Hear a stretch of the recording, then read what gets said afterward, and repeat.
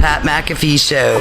There'll be no rules for our guests, for us, for the things we can talk about. Yes, speaking his mind. I've never had a problem expressing my opinions or my thoughts or anything like that. While being relatable. I haven't had that manufactured fake-ass celebrity that a lot of people have whenever they go on those big networks. I've had a chance to really build my crew, build my following, build my audience. And ridiculous. What am I supposed to do? So I'm supposed to look at something that I can definitely afford and say, nah. Is that what I'm supposed to do? The Pat McAfee Show starts in 3, 2, 1. Hello, beautiful people. It is Who's Going Where Tuesday, March 15th, 2022. This sports show shall begin right now. Yeah. Can't thank you enough for joining us here at youtube.com/The Pat McAfee Show. All the boys are here. At Ty Schmidt is here. At Boston Connor is here. One half of the Hammer, Dahn Cowboys. Tone Diggs is here as well. College basketball really heating up. Here we go. Hey, the Madness of March starts tomorrow night. Have you joined our bracket Bonanza yet? If you haven't, what are you waiting for? A Bitcoin is on the line to the winner. Second place gets a lunch with Mett. Ooh. And an autographed Baby Duke by all of us. Hell yeah. Third place, only an autographed Baby Duke by all of us. If you get a perfect bracket, you will win $1 million. Wow. Now, if multiple people get perfect brackets, they will split the $1 million. Can't wait for it. I think there's like 8,000 people already signed up, and we have people from Serbia in this thing. Whoa. Yeah. Okay. Because this QR code, we're able to see literally who exactly scanned it, used it, and signed up with it. People all over the globe are signing up. I just want to let everybody know, you need to not, because I'm going to fucking win it. I don't think so, but Yeah. We can maybe split next it. year. We can split it. We've already discussed this. You can go back to Iowa, Masshole Town, Canada, fucking Michigan, Chicago, and then you two paisans, I'll split the winnings with you because they're from the same area. I'm winning this thing. I got the perfect bracket right here, pal. Mine's already in the app. haven't seen mine. Right here, perfect bracket. Entries are due by Thursday, I think at noon. Yeah. Thursday noon. Mm-hmm. So if you're doing that before the play-in games, interesting. You know, if you're already entered, for instance, amateur. If you're already doing that, no. No. I'm going for last. Does that get you anything? What's that? I won't even enter. I'm going for last. Does that Smart. get you anything? Nick, that's a good decision. I'd like to give you guys an opportunity to win. No, well, it doesn't matter if you would have played or not. That does not affect us. You don't know shit about fucking college. Those basketball. are usually the people that win. Yeah, you're 100% right. Good luck to all those people that don't know anything. But I know the least amount of shit about fuck than anybody else. That's why I'm going to win. Tone Diggs, you come in last place? $25. Thank Whoa. Holy shit. If somebody else comes in last place, Job Shadow Tone Diggs. Yeah. Here we go. Hell yeah. Great deal. Awesome. Great deal. What a good idea. Good news. There's a fair chance that person hates me and they'll turn down that offer. If they hate you, they'll torment you. It'll be a Saturday Job Shadow of Tone Diggs. Here we go. This is what Tony does on the weekend. This is Tony on a Saturday.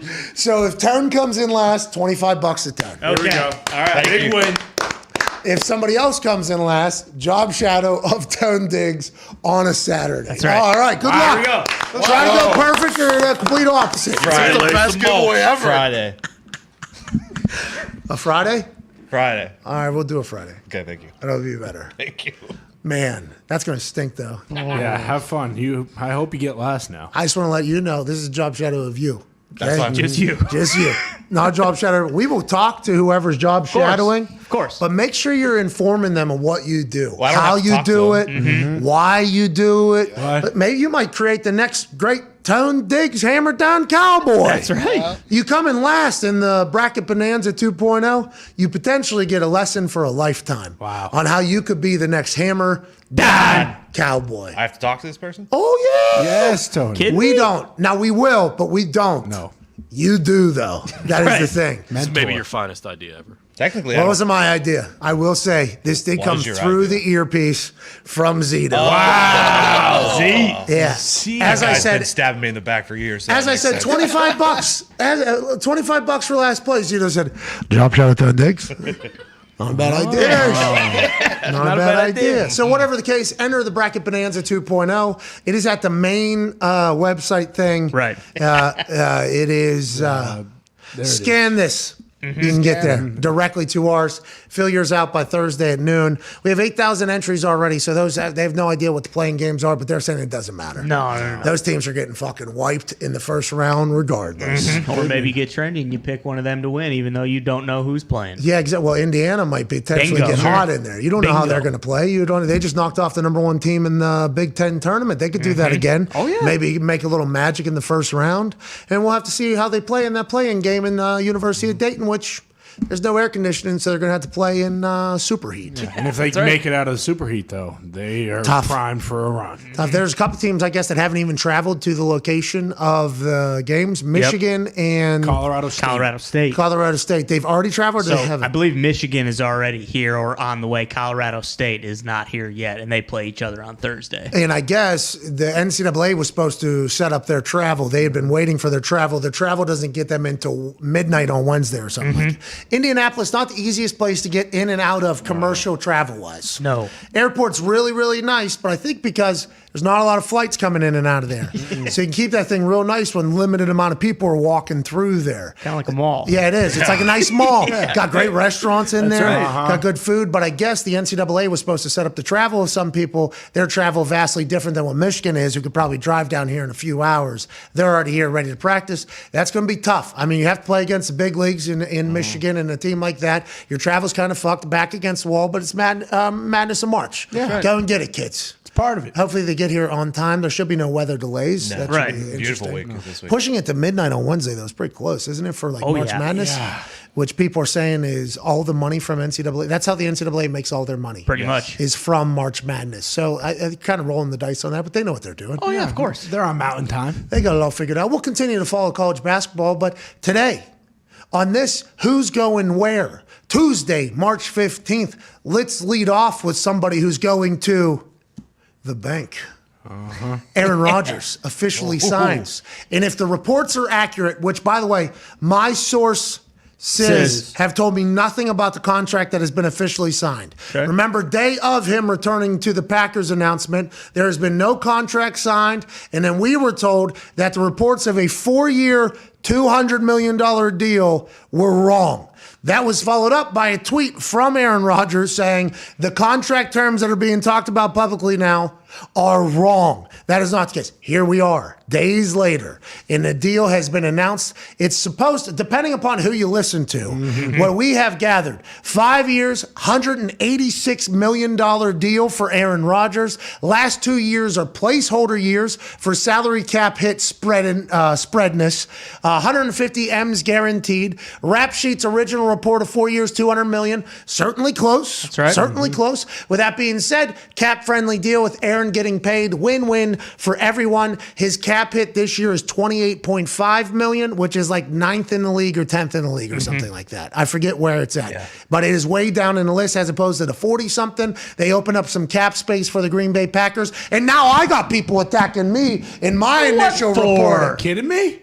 Well, I think Rossini followed up on this tweet and said that the report that she put out there that Aaron was demanding to be the highest paid player by a wide margin. That's what was taking so long for his decision on whether or not to become a Packer again or if he was going to leave. And then we asked him because that spilt a narrative about him being selfish and holding the Packers hostage. And he's been saying that this isn't about money this whole time. It is about money. So we asked him about that. Like, hey, are you commanding to be the highest paid player by a wide margin? And he said that's categorically false. Right. So we came out here and said, hey, we love Rossini. Love her. We think she is automatically good at what she does. Whatever she says holds a lot of weight. But we are being told from our sources that the narrative that he is wanting to be the highest paid player by a wide margin, that's what's holding this all up. And the $50 million thing is categorically false, is what we reported. That's right. Yep.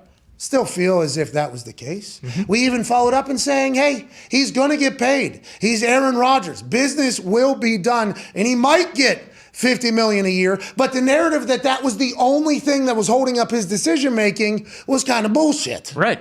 Now, granted, he is making $50 million a year for the first 3 years, with 2 last years being placeholders, which I don't think I fully understand the difference between placeholder and voidable years like in other contracts. But I believe they're in there so that you can spread out all the money so that the cap hit isn't as high. So then when Ian Rapoport reports it's a 4-year, $200 million deal, that automatically goes, oh, there's a $50 million cap hit. He is once again a selfish asshole who doesn't want to build a team. It's like, I guess $50 million a year was accurate because that is what he's being totaled over the first 3 years with the last 2 years there. But if that's how we're going to start reporting all contracts, like what's the actual contract as opposed to what's being written on paper as the contract so that they can do salary cap gymnastics, just let us know that that's what it's going to be going forward. I saw somebody else's deal was announced on the ticker, 3 years, $31 million. Then they put into parentheses, $20 million guaranteed. It's like, oh, that's interesting because how you're reporting Aaron's is 3 years,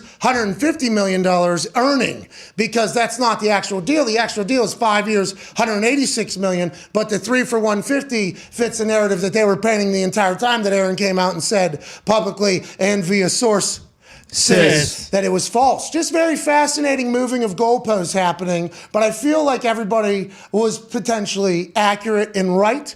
Everybody won, though. Yeah. I'm taking it on the shins. Everybody's saying, oh, look at you going to bat for this guy. You were wrong. 4 years, 200, vastly different than 5 years, 186. Yeah.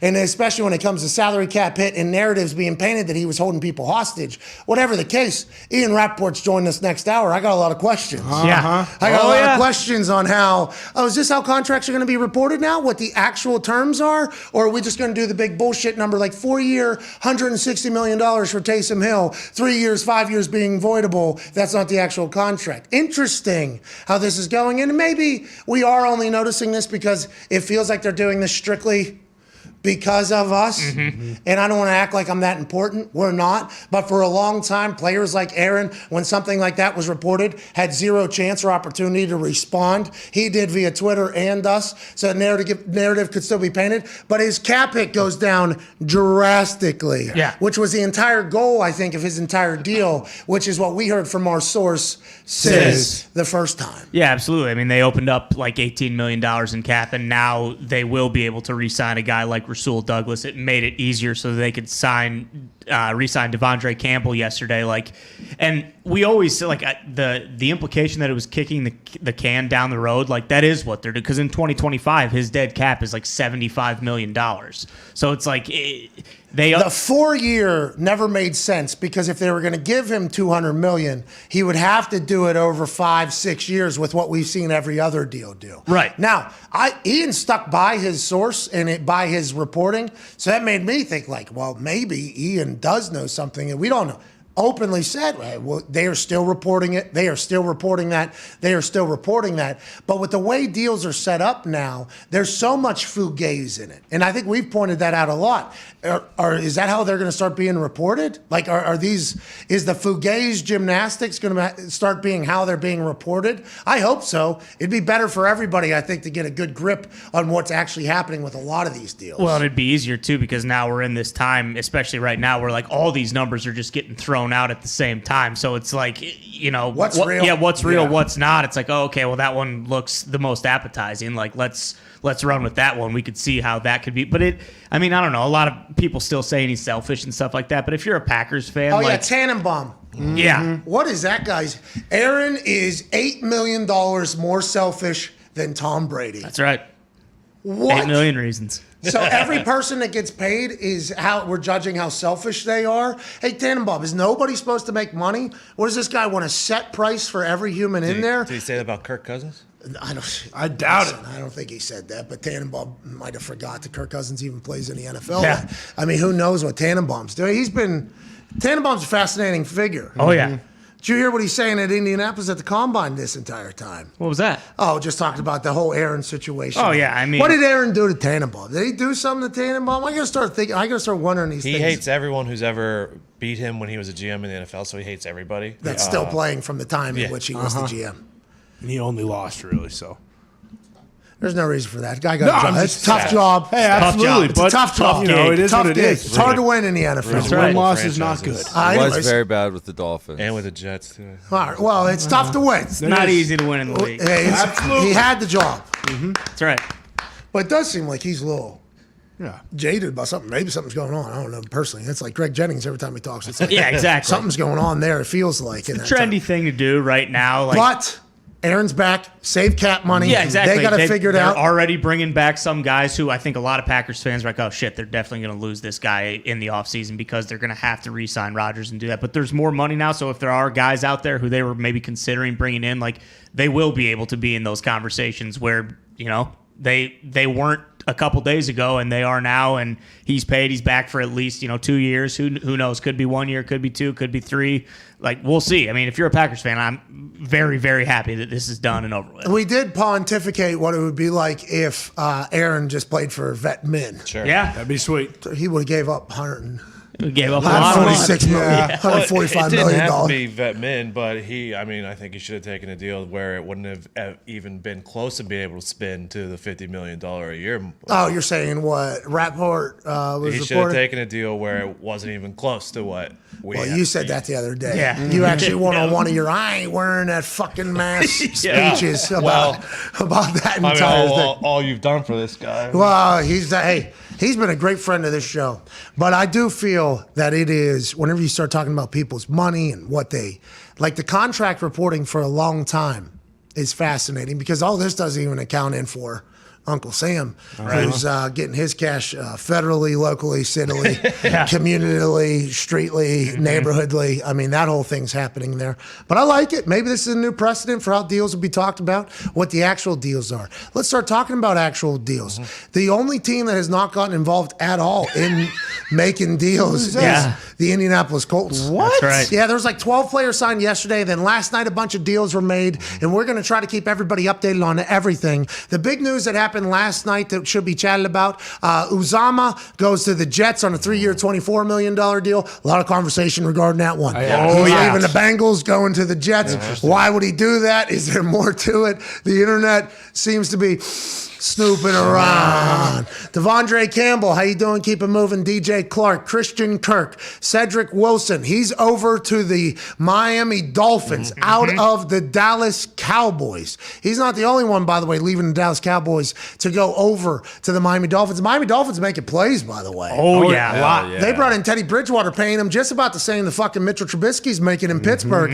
Mitchell Trubisky, definite starter in Pittsburgh. Down in Miami, Tua is still the guy. Just got a pretty expensive, good backup. Is that what we're thinking? Yeah, you got to pay to have Teddy Two Gloves in the building. That's just how it is. He's making 6 up to 10. Mitchell Trubisky's making 7 up to something. So that's pretty similar contracts for 2 very different conversations publicly. Or is... I'm not saying that Tua doesn't deserve it. Nope. No. Because Mike McDaniel sat right here and said Tua's his guy. Aaron Rodgers signs. Frank Clark, 2 years, $29 million. Congrats to him. Harrison Phillips, he signed a big deal. He moved to the Vikings. Harrison Phillips, steadfast with the Buffalo Bills, over to the Minnesota Vikings out of Stanford. He got money. Evan Ingram got money. Zay Jones got paid. Carlton Davis got paid. A lot of the boys making money. Congratulations. boys. Now, on that particular thing, it doesn't have where all of these players have gone or if they stayed. A lot of people moving team to team. And there's now a big conversation about where Deshaun Watson's going to go. Seems like all eyes have kind of gone to Deshaun Watson because of the grand jury choosing not to indict Deshaun Watson on the criminal side of the allegations that came out over a year ago. Now, there's people on the internet saying that does not mean he's innocent. And I would assume there's also people saying, well, it also doesn't say he's guilty. So I think what the NFL was on the side of is, hey, if they're not going to indict him, we're no longer going to indict him either. And teams have opened up and said, hey, we're in the game. We're in the game. We would like to be in the Deshaun Watson sweepstakes. And the Houston Texans have taken a lot of calls from a lot of teams. There's only one team publicly that they've said, nope, you can't get involved. And that's the Indianapolis Colts. That's right. I just loved hearing that we tried. Yeah. True. I actually put that because Schefter is the one that reported that the Houston Texans have said nah to the Colts' attempts to talk to Deshaun Watson, who is currently fielding meetings with teams to see who he would waive his no-trade clause to. We knew the Colts wouldn't be able to get Deshaun Watson in the same division. Some people were even saying nobody in the same conference is going to be able to get a chance at Deshaun Watson because on the football field, he is an absolute stud. Who knows what that player is going to be after a year and a half off? Who knows how long the suspension is potentially coming from the NFL? But a lot of teams are willing to find out. So far, the Panthers, the Saints, and now the Atlanta Falcons are on the books for meetings with Deshaun Watson to kind of chit-chat with him about waiving his no-trade clause to those cities. That's the entire NFC South, other than the Tampa Bay Buccaneers, are now in the Deshaun Watson sweepstakes, trying to win him over, traveling to Houston to chat with him to see if he would be willing to go to their city. And the Cleveland Browns. Wow. The Cleveland Browns are meeting with Deshaun Watson to see if he would be willing to waive his no-trade clause to go up to Cleveland, Ohio, and join the Dog Pound. That being said, you would assume that would involve a trade with Baker Mayfield to Houston. Deshaun goes to Cleveland. Now, there's conflicting reports about Deshaun Watson either wanting to go to the Steelers or not wanting to go to the Steelers, and the Steelers not wanting Deshaun Watson. So did Deshaun Watson want to go to – this is all – who knows what's real. Right. Water.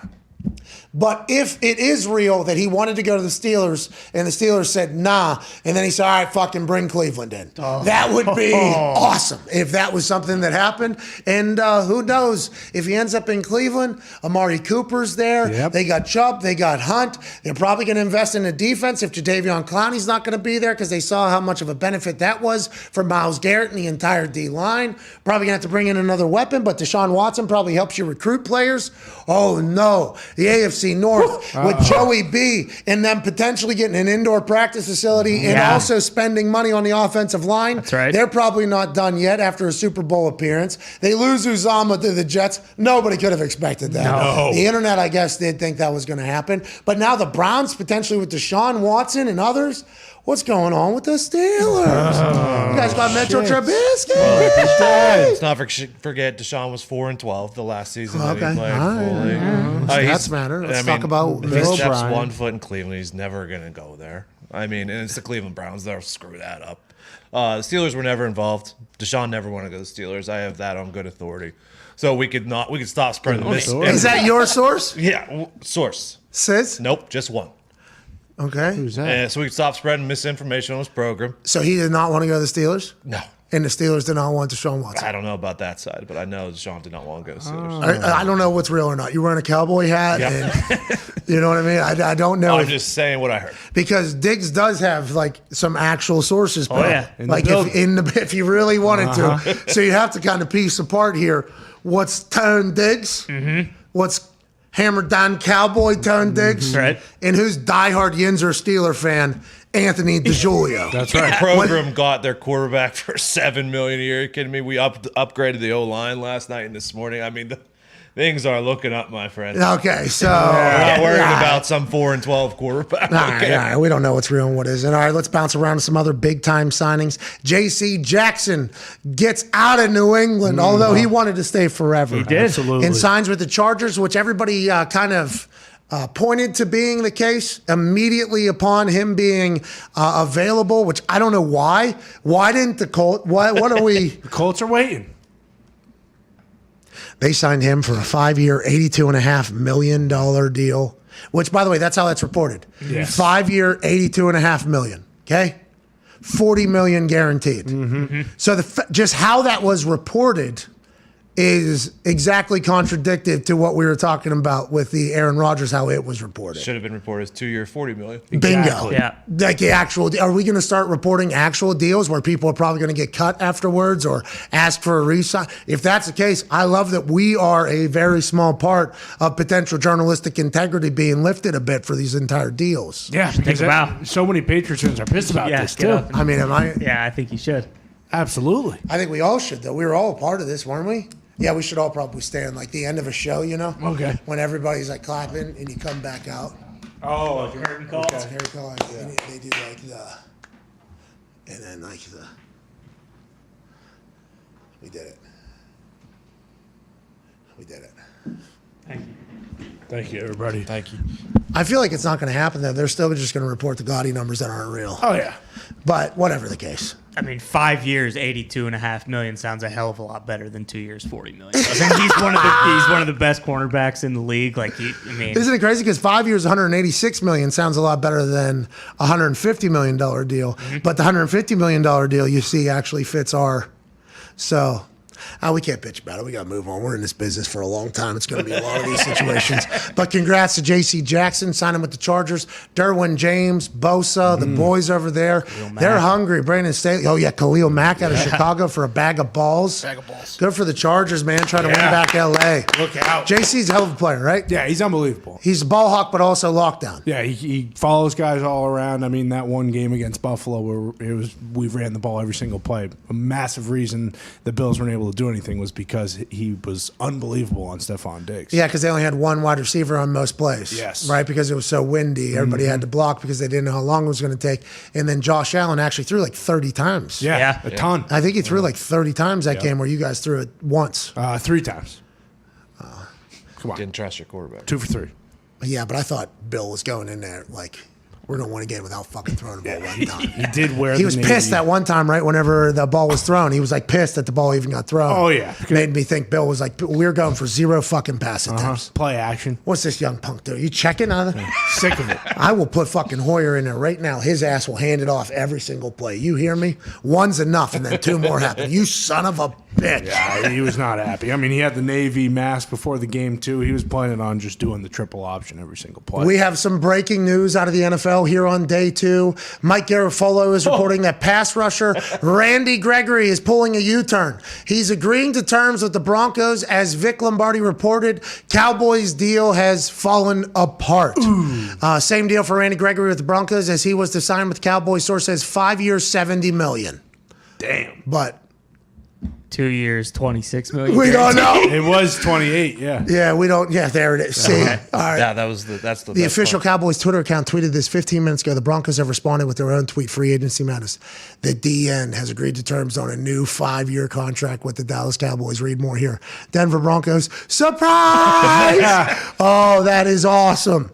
That's a little John Elway. Jerry's not gonna be happy. That's a little John Elway coming in. Are you serious? Look where you see where we just got Russell Wilson up here. Come on. Come on, Dallas. They're calling you the DN on Twitter. Look at Yeah. this. What's that about? You ain't the DN. I mean, you are certainly the DN in our mind, but you're fucking Randy Gregory. We're talking about building a brand here. Love you in Denver. Congrats to him making a play. Yeah, huge. Congrats to the Broncos making a play as well. He's stud, right? Freak athlete. Yeah. Oh, yeah. Very nimble. Yes. And they have Bradley Chubb on the other side, who was 1 overall, 2 overall pick as a DN. And now if Vaughn goes back, I mean, they basically have the similar situation as what the Rams had last year with 3 rushers that are just incredible. Russell Wilson's like, Man, thank Russ. you. This is what I've been asking for. This is what I've been wanting this entire fucking time. Let's get to a break. On the other side, we'll have Clyde Christensen with us. Okay. Clyde Christensen, obviously quarterback coach for the Tampa Bay Buccaneers. When did he find out Tom Brady was coming back? And when did he say, oh, thank God. Can't wait to chat with him about this offseason, about, what's Tampa thinking? A lot of undrafted free agent or a lot of unrestricted free agents. How are they making those plays? Clyde Christensen's been in the NFL for like literally 40 years. Yep. Yeah. Coach Peyton, Andrew Luck, now Tom Brady. The guy is basically a quarterback guru. We'll chat with him on the other side about life with Tom Brady back as the Tampa Bay Buccaneer quarterback. We'll see you in 4.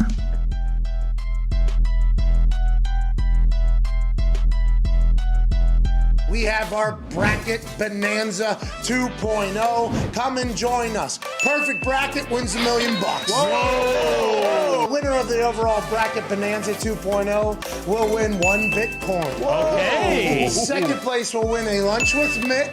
Okay. And a signed Baby Duke by all the boys. Third place wins just a signed Baby Duke by myself and all the boys. Come join us. You're the best.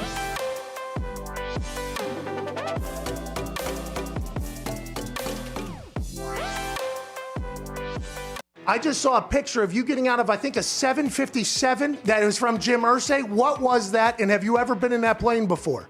I thought it was like the team plane to fly all of the Indianapolis Colts. Literally, I mean, it's got the logo on it, Pat, and it was awesome. But look, that's just Jim. Pat, I had a wonderful 14 years there. It's obviously the team that I wanted to play for always. I understood the decision he had to make, and no hard feelings. And for him to send his plane to fly me and my son down here, it was a great gesture. A lot of room for me and Marshall. We were throwing the football. So, pretty cool experience. Pretty cool father-son weekend. By the way, as he's moving from event to event right now, you are the best, dude. Where are you headed right now?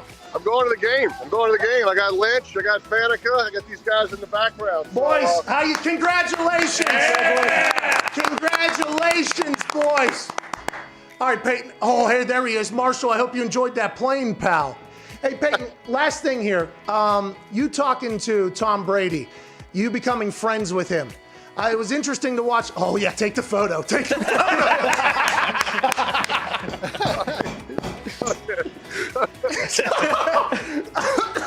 All right, we will wrap this up. Well, I'll tell you, Pat, I don't think anybody can do what Tom has done. Look, I know how hard it was for me to get on the same page with my receivers, learn a new system, learn new coaches.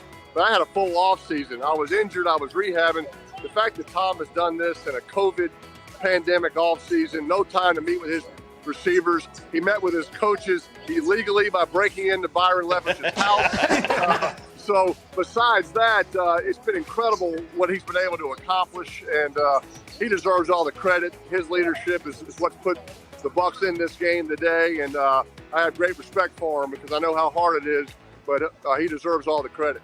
Hey, how did you know Red 18 was coming? Pat, I mean, I can't tell you how much I appreciate you telling that story and just growing the legend. That was about the 18th time I tried it. I was 17 going into that. And, you know, when it doesn't hit, you just keep walking. Nobody ever really tells you about it. So when it hit, I was as surprised as you were. And the reaction from some of the good old folks there in the casino that night was pretty special. Well, I appreciate you doing that. You made me and those folks in the casino a bunch of money. Congrats on the Hall of Fame nod. Thank you for spending time. Enjoy yourself at the game, Peyton. Pat, thanks, pal. I appreciate you. The Sheriff, Hall of Famer, Peyton Manning.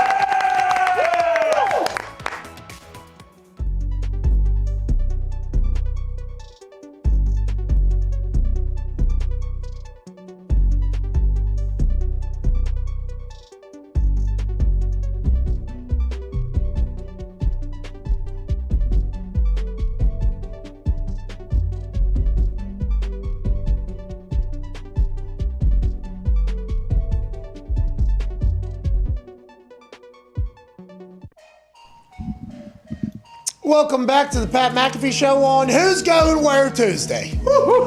March 15th, 2022. Appreciate you all so much for watching. Here at youtube.com/The Pat McAfee Show. Joining us now is a man who knows quarterbacks inside and out. That's right. Been coaching in the NFL for 95 years. He is currently the quarterback coach for the Tampa Bay Buccaneers, Super Bowl champion, a man who's been linked to Peyton Manning, Andrew Luck, Pat McAfee, and Tom Brady. Wow. Ladies and gentlemen, Clyde Christensen. Hey, Clyde! How are you, pal? Good to be with you. God, you look so good. Look at that glow, that tan. What, have you just been golfing down there in Tampa? What's going on? We do. We got the Valspar down here. It's a good weekend to be in Tampa Bay, I'll tell you that. It became a much better one, I assume, whenever you found... You aren't kidding. It certainly did. It certainly did. And fun to watch Peyton on your segment before that, and kind of taking some pride. I think I officially now have more hair than he does. So at 80 years old, that's an achievement. Obviously, you and Peyton have a great relationship, and you have to be able to get along with the people that you coach. That is your style, by the way. I'm always here for you, trying to make you better, trying to get answers for you, and I think that's why all the big name guys enjoy working alongside of you so much. Let's talk about Tom Brady a little bit here. Whenever you saw him go to watch Manchester United, did you see the photo photo of him in the crowd miserable? And then did you hear that Cristiano Ronaldo scored 3 goals? And then did you see on his Instagram story when Cristiano Ronaldo said, "You're done, right?" And he goes, "I don't know, after today, I'm not 100% sure." Well, did you get a sense he was coming back? How did you find out? And what was your immediate reaction? My immediate reaction was absolutely joy, pure joy, right? I mean, that all of a sudden those reports on these free agents and college kids got a lot shorter. I think probably the first glimpse I had that maybe he was coming back was he'd been retired about 3 days, and I FaceTimed him, and he was vacuuming his living room as we were FaceTiming. And so, that was probably my first glimpse, him bragging about that they had to clean his condo in New York now because he'd been working on the thing for a couple of days. So I think that was the first thing. I just didn't think he was quite ready to vacuum condos and dust and clean bathrooms quite yet. I think he's still got a little bit of football in him. So I just, I held out hope the whole way, and just because he's a football player, I couldn't see him let it end that way. And that's one thing he said, that one thing when you're around him is, I think, you're in shock that when you don't win the Super Bowl. You just kind of think you're going to win it. Hey, Tom's going to figure out a way. We're going to win that thing. That game ends with the Rams, and not the way we wanted it to end. But you just kind of always have that feel that you got a chance, and you're going to. At the end of the day, you're going to win. So I do think that I'm not completely surprised, extremely happy, and because the further it went, the more you just start thinking, maybe he does like doing vacuum. Maybe he is. That's exactly right. When BA was talking shit about him publicly, and it's not BA talking shit. That's just how BA talks, by the way. It's just BA is as open as anybody in history. He's just, and people are taking the headlines, especially with the report coming out, that AQ Shipley was linked to that wasn't real, that AQ got buried in the middle of it, that there was a little bit of a beef between Tom and BA, and then people thought maybe Tom would come back, and then during the combine while BA was talking, he was like, he's probably like some of these other guys, just wants a fucking name out there. And then that's just like how BA is, though. I think the way he talks is just naturally like that. Was there ever a real genuine fear, like when the public stuff started getting loud, like, oh, maybe he is gone, maybe he does, and he did hate this entire thing, or did you just see that all as noise, and do you think BA was on the same side as you, thinking he was inevitably going to come back at some point anyways? Yeah, I don't think any of us felt overly confident because you just don't know. He did retire. He's a well thought out guy, and the one thing that hit me was that it's not at 44 like it surprised him and was going to be an overnight decision. So I think we were scared. I think I was scared that maybe it is time for him. But I just you do feel like you held out hope. I do think that all the reports, anything that I've seen that him and BA didn't get along and have a rift, that I think that would be false. That's just not true, and never saw any part of that whatsoever. And Tom wouldn't let that happen. Tom's too respectful, as you've seen through all these years, too respectful coaches, and anything that he would do would be done behind closed doors, face to face, and that just has never been the case here. It's really kind of it is a great fun place to play football and be being a player's coach, whatever that equals, and I don't think there was anything to that. I think that was just speculation. Okay, so let's dive in. Whenever he said there's still more to prove or whatever, Will Compton had one of the best tweets of all time. He's like, what, dude? 22 years, 7 Super Bowls, the greatest of all time, no argument to be had. Gonna be, his own wing at the Hall of Fame in Canton. What does that mean, you think, whenever he says there's more to prove, more to do? And what do you think he's looking to do first here in this entire offseason? Well, I will share this with you, okay? So I talked to him 2 mornings ago, early in the morning, and it felt like the morning after we had just lost to the Rams. I mean, he had his list going. Hey, we got to fix this. If we can improve this, we're going to be better. Like he was on. There wasn't any easing back into this thing. It felt like the day after a game, he said, hey, we got to fix this. We got to fix this. Here's one thing that I think we could do better. I can do this better. I should have done this. I can do this. And so he hasn't been just vacuuming, I don't believe. So he was well thought out. He has a great vision of where he sees this thing going, which is kind of how he ticks. He just kind of that's how he rolls it. He just always is looking ahead. Here's how I fix it. He's a solutions guy. He's not a whiner. He's not a complainer. He's just a solutions guy. Hey, here's the solution to this. Here's the solution to that. Here's a couple things we could try that maybe would make this better. So I talked to him 2 mornings ago, and he was ready to roll. I think he'd been out of retirement probably 12 hours at that point, and he had his list of things we had to go to work on, and so buckle it up. We're back and going again. But that's just, he won't ease back into it. He sure isn't satisfied. And he told me, that was the first thing he said. Didn't want to go out that way. Let's make sure that we exhaust every avenue, empty the chamber. Let's go. And make sure we do everything possible to win this thing the next year. He said, that's what I'm committed to do. And so it really did feel like a guy who had been planning for a couple weeks or months, probably since the Ram game. And so he was on a mission already. So what did you do? What did you do? Back, hugs and kisses. It was hey, here's what we got to get done. Here's what I need you to do. Let's get started. So the sticks went into the garage yesterday. That's what I was about to say. Yeah. There you go. What'd you do? You took the driver that was in your hand when he called you, and you're like, "Yeah, I'm in the office right now." I hit it behind my chair. Exactly. I eased it back behind my chair. Exactly what I was thinking. Been working on those things all night. Here we go. That's right.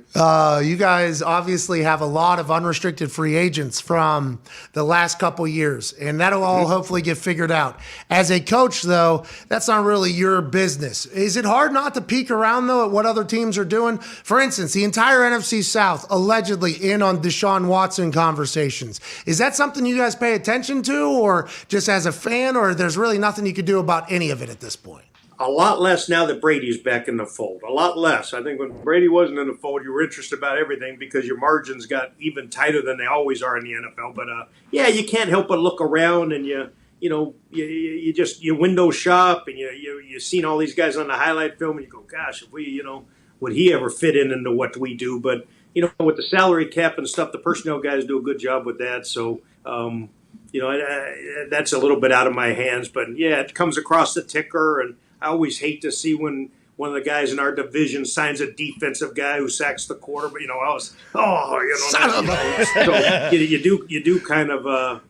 does kind of affect you. I always kind of die when someone drafts a great player who I think is great, or someone signs a free agent who's in our division. So I kind of want that. I'd love to just. Get those 6 games forfeited and move on and win the division. So I hate when any of those teams get better, and then you just know you're going to have to go in and beat them, which we all know. Let's talk about Chris Godwin. He got franchise tagged by you guys coming off of an injury. Describe why he's so good. You've been around a lot of greats. Marvin Harrison, Reggie Wayne, T.Y., going all the way back from you've been around a lot of incredible wide receivers. What is it about Godwin you think that not only a franchise tag after an injury, but allegedly every team in the NFL was going to try to get Godwin after an injury as well? That's why the franchise tag was such a big deal. What does he mean to that team down there? He's one of those guys. His makeup's perfect. He's kind of a coach's dream because he's extremely talented. He works unbelievably hard. He's a guy who's never going to miss a workout. You know exactly what you're going to get from him every single day, and he's talented. That those guys are. It's hard to find everything in a guy. So I think he is what we need in our locker room. He's a good influence. He's great with the young players and he also is a security blanket for Tom. You know exactly what you're going to get every week. So, those guys are hard to come by that just have everything. You can find, talented guys who maybe are lacking here or there, or you can find guys who are great human beings and try hard guys, but they're not quite as talented. And he kind of is a unique. He's not I'll tell you the other thing for wideout. Just he's one of those guys who will do all the grimy work. He's a 4-3 guy who will do the grimy work and go in and root out linebackers and block defensive ends and go get safeties. And so, those guys, they're hard to find. And with what we do, just running so many tight formations where we're running up in there and those wideouts have to block all three body types inside there. He's one of the rare guys who can do that. Hey, it feels like there's a lot of fast guys now at the combine. The amount of people that ran under 4.4. What do you think that means? Do you think the game's going to continue to change and be less physical as these speeds continue to keep up? Or do you just think inevitably some of these guys are not going to be able to make it because of the physicalness of it all? Yeah, I think both of it. I think both. It is going to, I never seen guys run that fast as the combine this year, and there's just more and more. And we had a couple guys, Cyril, and a couple of those guys, BP, came in and made big plays for us after we lost Godwin and AB. And that their speed, there's no way to that you can't fake speed. You got it or you don't have it. So I do think those guys are here to stay. They put a stress on the defense. There are big plays to be had, but I do think it'll be interesting because it is harder to run the ball. Most of those speed guys aren't great blockers, and some of them are smaller type of guys. So I think it's a little bit of both. I think it is gonna keep changing the game, and I also think that that a lot of them won't make it. That a lot of times that you get enamored with that combine and with 40 times, and you get on the grass and they're not quite as good of football players as they are track stars. What the hell happened to guy ran a 4.2. Looks like he's running a 5.1 right now. I mean, as soon as those pads go on, Clyde, that first day of training camp with those pads, oh, it is awesome. Now, I don't have to hit anybody, so I'm in a great spot. I just get a chance to look around at everybody, as do you. Some of those eyes get real big whenever they're being asked, all right, you're going to run right through the middle here. And that's a 32-year-old man who has played for a long time, and you need to get full speed because if you don't, we won't be able to release you out here. And then you see some guys just, oh, okay, all right. Scooting by. There's a lot of that. That first day of full pads. There's a lot of those. And then when you start drawing up those plays and you're in bunch and you say, okay, you're going to block down on Shaq here and just pin Shaq down inside. And, that wasn't exactly what they thought they signed up for, So there's an awful lot of things those cats got to do. And their eyes do get big coming across the middle. Their eyes get big when you tell them, hey, we're going to slide through inside here and then you're going to help on the linebacker, but it's part of it. And that's why I think, it's not every one of those times make it. That there'll be a big bust factor in those speed guys also. Well, to their defense too, the faster you run, the bigger the collision. So, their collisions are going to naturally be bigger than mine and Clyde's because we're showing up. We're taking our time getting there, so we can kind of brace for it. Those guys are flying in there fast. Just physical game. It's always going to be. Football is. Now I think the other thing is they're coming out of college where, everything's a spread offense. That even on run plays, most of these wideouts now are running a route. Even when you watch the like a distraction. The ball off, the wideouts are running a slant route, so he could pull it and throw you a slant. So we're not asking people in college to block and root out safeties and some of the things they're just going to have to do. And it's hard to get video on those guys doing that because there's so many spread offenses now. So it's really hard to evaluate the wideouts that way. Okay, so that's a good pivot, actually, now to the quarterbacks. You obviously had to look at some of the young quarterbacks as the thought was that Tom Brady was going into retirement. And I don't know when the last time you had to look at a draft class. I guess Trask a little bit. You guys drafted him last year. You had to look into it. But they were saying this year there's no quarterbacks that are NFL ready. As you were looking into that, why is that? Why do you think that was the narrative? And what do you think about the future of the quarterback position? A man who's been around the quarterback position in the NFL for 3+ decades at this point. It's going to be really, really interesting. I think there's a couple of things. I do think that there's a little bit of a shortage. I think you're kind of seeing how you were in sandlot ball trickle into college. Hey, let's just take our best athlete and put him at quarterback, whether he can throw or not throw. And so I think that's been part of it. And the more you do that, the less sophisticated the passing games become and the less ready they are when they come to us. So I do think that there's a little bit of a shortage, and some of the NFL teams are adjusting and putting a little more of the spread stuff in. But long-term wise, I just think it's, finding a pocket guy who it's really hard to find video of these quarterbacks doing things you're going to ask them to do in this league. And it's really hard to find, I'll watch 450 throws and not see 2 deep ins or something that we're going to ask them to do. And so a lot of it is just projection. You have to project it. And then I think the other thing is I think the portal is going to hurt us. A lot of these guys have transferred. You don't know why. Is it for an advantage? Is it, they didn't get along with their coaches and so I just think I think the trend's not good. You're just not seeing. We're not developing quarterbacks in our league like we need to. College, I just don't think there's a development of the quarterback position, and so everything's just gotten a little bit more scheme and spread offense oriented. Is that a patience thing, not having time to do it? What do you think it is? I think it is patience. I think it is a lot patience that, I think the thing I've said it forever in this league, that all of a sudden, you can be a good young prospect and you have 3 coordinators in 3 years or 3 coordinators in 2 years and 2 head coaches, and no one stays with coaches or a system long enough to let a guy develop and where you really can evaluate him and see if he is going to develop. This isn't an overnight process. And, I use Tom and Peyton as great examples. They were in the same offense for 18 plus years. The same offense. Peyton took his out to Denver, and but those guys were with the same coaches. They were in stable situations. Josh and Tom were together for an awful long time, and that's part of this development process. And I think we're missing it. Some of these young guys, I hate it for them. You're almost doomed. Certain franchises you get drafted to, it about guarantees you're going to have 3 coordinators in 3 years. They're going to be changing everything every 2 years, and I think it's hard to evaluate the guy. It's hard to really say, hey, this guy doesn't have it, and you pull the plug on him, and you just don't know when it's going to click for him. You really don't know when it's going to click for him, and so I think you just got to get some time on task and give them a chance in the same system, and it's hard to do in this league. You've always been a super pro player guy as a coach. Always have been. That's why all the players love you. I think that's why all the quarterbacks love you. And I think you told us, let's just get the horse to the Derby. Basically, like, hey, we got a stallion here. Let's just get him to the race and let's set him up for success. That's kind of always been your viewpoint. Do you still get immense satisfaction out of the tiny little things like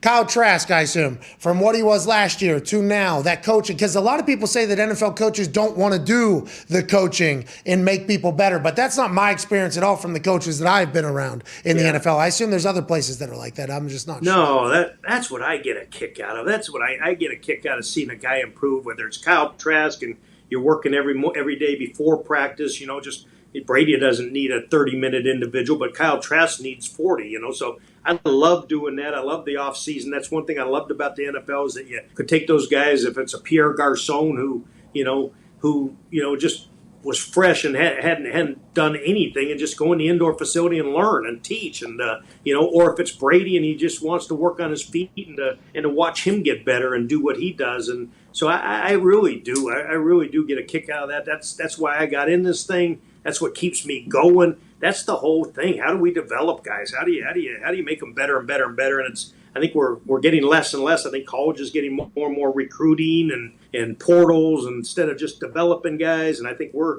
guilty in the same way a little bit, that our rules are going less and less football. It's harder and harder for a Pierre Garçon, Kyle Trask to develop, because they're limiting how much time they can be in the building. And I think in some ways that hurts football. You still remember my strike to Frog's outside leg? Oh, that's one of my favorite all-time practice moments. Me and Clyde. The money throw, big money throw to end individual. I do remember that one. Nice low and outside. Oh, my God. So, Clyde and I had a little bit of a shit-talking relationship. Sure. Okay, Clyde, we're competitive individuals. Always got along, though. Clyde has always been super nice to me, and I've always been very grateful for that. And he knows I got a... You know what I mean? Mm-hmm. He knows I got an absolute cannon. People don't realize that you were an NFL quarterback for most of your career there. You just never got your crack. Peyton stayed too healthy. Well, that's the issue, and that's what you were talking about. People not falling into the right situation. Mm-hmm. If he wasn't an Iron Man, maybe I have a lot of reps. But they were walking. Go ahead. Had you got your chance, Peyton may not have that jacket from Canton anymore. That's why you never know. You just don't know how it falls. You just got to catch a right break. I'm pretty certain about that whole thing. But yeah, Clyde was walking across the field. They were going to another drill inside. I think I was staying outside, to punt. It must have been just like a ridiculously breezy day where they couldn't get anything done. And Frog, one of our equipment managers, is, I think, how far down the field do you think that was? He was pretty far down. Oh, I think at least 47 yards. Yeah. At least 47 yards away. I don't know if it was that far, but it was the hall. And he goes, all right, shot outside knee. Outside knee is what we're looking for. And literally, as I throw it, the ball is tiger vision, going right towards it. And Frog catches it right on his knee, right on the sideline. Oh, my God. Best throw I've ever had in my entire life. Best ever. And Clyde's oh, my, you got it. All right. And, jog off. It was a magical moment. I know that you wanted me to miss that, though, So that's why I felt even better in there. That's awesome. Those are the stories that keep me in coaching. I love those stories. I love those moments. And, that's what's great about what we do. That's what's great about football and the relationships that come from it, and that's special stuff. Well, special stuff. Hey, I was preparing for that fake against the Steelers for years and years and years and years and years. I also that one against the Cowboys, but that one didn't work out as well. The boys have a couple questions, if that's okay, Coach. Please. You're the best, man. Go ahead, Ty. Clyde, there's that common misconception that if you have a guy like Tom or Peyton that you don't really need to coach at all, but with him calling you the day after he comes out of retirement, he's already on your ass already. At this point in the year, with him coming back, does that put more or less on your plate as you're preparing for next year than it would if you were either looking at someone in the draft or free agency or trying to, get someone in-house ready to go? Yeah, Hour 2 question. on the other side of this 6-minute break. We'll see you then. Go ahead. Sorry about it. Good question. You know what? I think both of them, they both have their own unique thing, but I do think these last 2 years we haven't had the off season, so it's been a hard time to make those adjustments. We haven't had them in the building because of COVID. We haven't had those OTAs as much, but I do think the earlier we can get going, I think it hurt us a little bit with the development with Tom, just of the offense. It took us a while to just kind of evolve it, as I've said on the show, but we just didn't have time on task. We didn't know each other, and so I'm really looking forward to this year. Hopefully, over a couple games of golf. When I love those half golf, half football trips. And but we'll sit down and we'll get a bunch of work in and just talk about, hey, what do we have to do? How do we fix these things? And how do we get even better and better and better? So their minds, the biggest lie I ever told, I used to laugh when, you'd go somewhere and they thought because you had Peyton Manning, you don't have easiest job there is. And as Pat would attest to, it's not quite as easy as people think, not quite as fun, but it's hard work. And these guys are driven. I mean, they that's one thing I love about coaching the high performer, that they're so dang driven. That's like Brady the other day. You'd think, hey, we're going to ease back into this thing, and he had his list, and hey, here's some things we got to get working on. Let me know as soon as you find out this. Let me know as soon as you find out that, so I think it's kind of both. The new guy, we would have had to been planning differently, but I think it's the same with Tom, and I think it's really kind of the first off season where things are a little bit back to normal, and we'll get a little more time on task, and we have 2 years of video. Of practice, of being around the guy, knowing what he likes and what he doesn't like. So it should be better than it's been. You take advantage of Tom around hole 12, hole 13 when he gets bored too, or is that just me? We've had a couple of good ones. He doesn't. He's got those little kids, so I got a little bit of advantage on him. He stays awful busy. Yeah, we get to about hole 12, hole 13. I'm starting to drift off. It's like, I like to press it. Let's press this thing. Let's get it going. I appreciate you so much, Coach. Enjoy this season with Tom. Last question. When you guys didn't have a quarterback, your relationship with Andrew Luck, BA's relationship with Andrew Luck, was there ever that thought? And what do you think about Andrew Luck as a potential returner to football? I don't think it's ever going to happen, but you know him much better than I do. I don't see it happening, but every time I talk to him, I remind him I have his scholarship in my top drawer. I just keep it there. So I got a scholarship set aside for him if he ever changes. I don't think he's going to. He did, but and then I was checking everything. We were checking. Peyton's had a couple years of rest. His body should be fresh. So that may have happened too. Who knows? So it's full time trying to make sure you got a guy in that position. So that was a great phone call. That was great to find out that he was coming back, and that was awesome for us. Tom Brady, not Andrew Luck. Yes. Ladies and gentlemen, quarterback coach of the Tampa Bay Buccaneers, absolute stud, NFL icon, Clyde Christensen. Thank you, Coach. You guys have a great day. Hey, you too. Good luck in there. Him saying, everybody just thinks it's easy because Peyton's quarterback. It's like, yeah, well, I wish I had one of those dudes that, sleeps at night. Yeah. I get 1 a.m. text messages about what happened on our fucking fourth period play in practice today or whatever. It's like those types of things. Clyde knows so much football. That was awesome. I wish we could have talked to him longer, but we'll get him on in the future, hopefully, in between his golf rounds and film study. Hour 2 will be on the other side. We think we have A.J. Hawk. Who knows how his service will be in the middle of the mountains. Ian Rapoport also makes his return. Okay. Can't wait to chat with him about how it all went down. You all are the best people of all time. See you in about 3 minutes.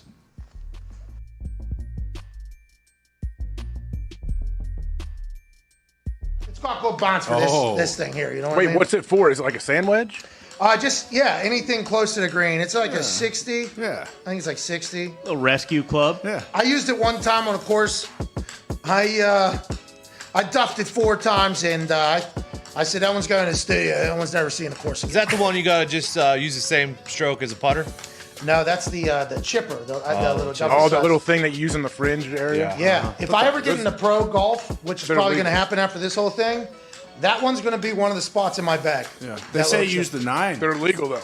What? I think those little chipper deals are illegal. Bullshit! It's all right. You won't ever get close enough. I will, dude. Wait until you hear what we're up to.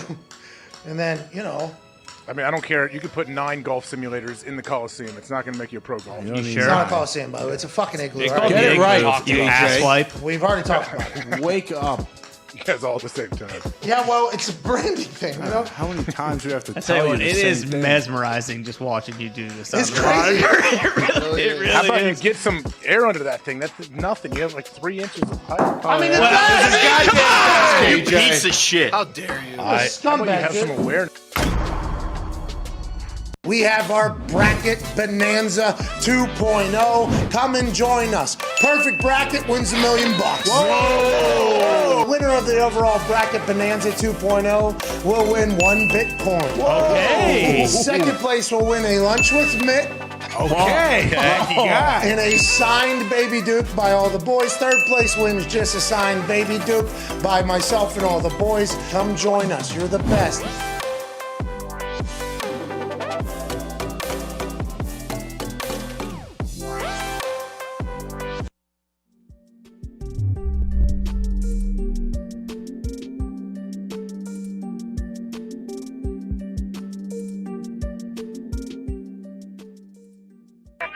The Pat McAfee Show.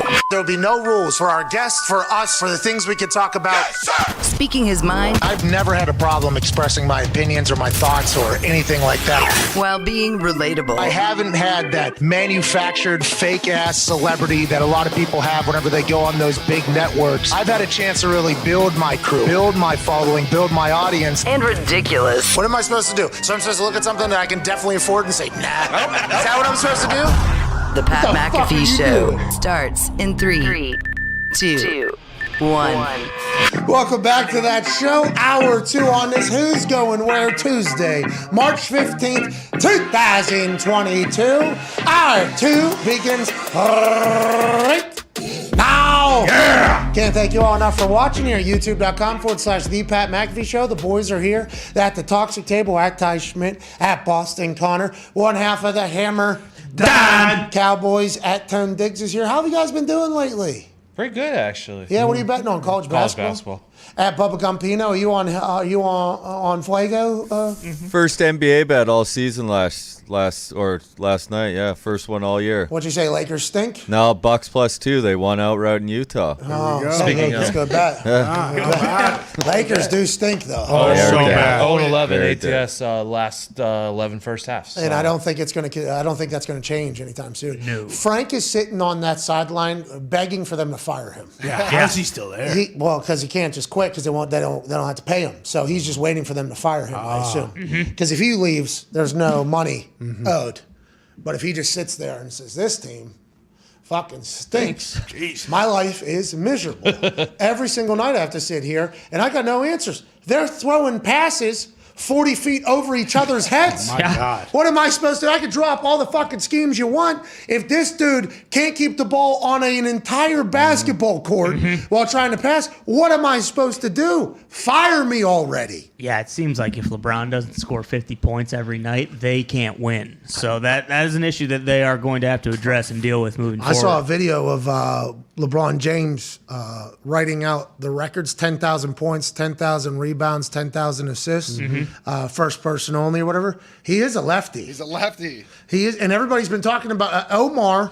Sports Center reported, Sports Center Instagram, that he's actually a natural lefty. He's been shooting righty because he saw Michael Jordan do it growing up. So he's been shooting with the wrong hand. So he's by far the greatest wrong hand basketball player of all time. Bar none. But imagine if he was just a lefty out there. Oh my God. I might as well experiment with it for the rest of the season. Hey, maybe he has a second career with his left arm. Yeah. Oh. He's just Ray Allen in a corner. Oh, because like he'll get little Bronny, he'll be the point guard or whatever. Yep. Hey, I'm going corner to corner, pal, just like Ray Allen. I'm going to get another 15, 20 years on his career just posted up and shooting. Not a bad idea. You're welcome, Bron. Yeah. Oh. Anyways, I also saw him take a basketball and try to break somebody's face. Yeah. Damn near did. Yeah, I've never seen that in basketball. Like, that's insane. Like, he can't be doing that. You've never seen that in basketball. This guy. No, This guy. Joining us now is a man who tried to break faces literally every single time he did his profession for a long time. Yep.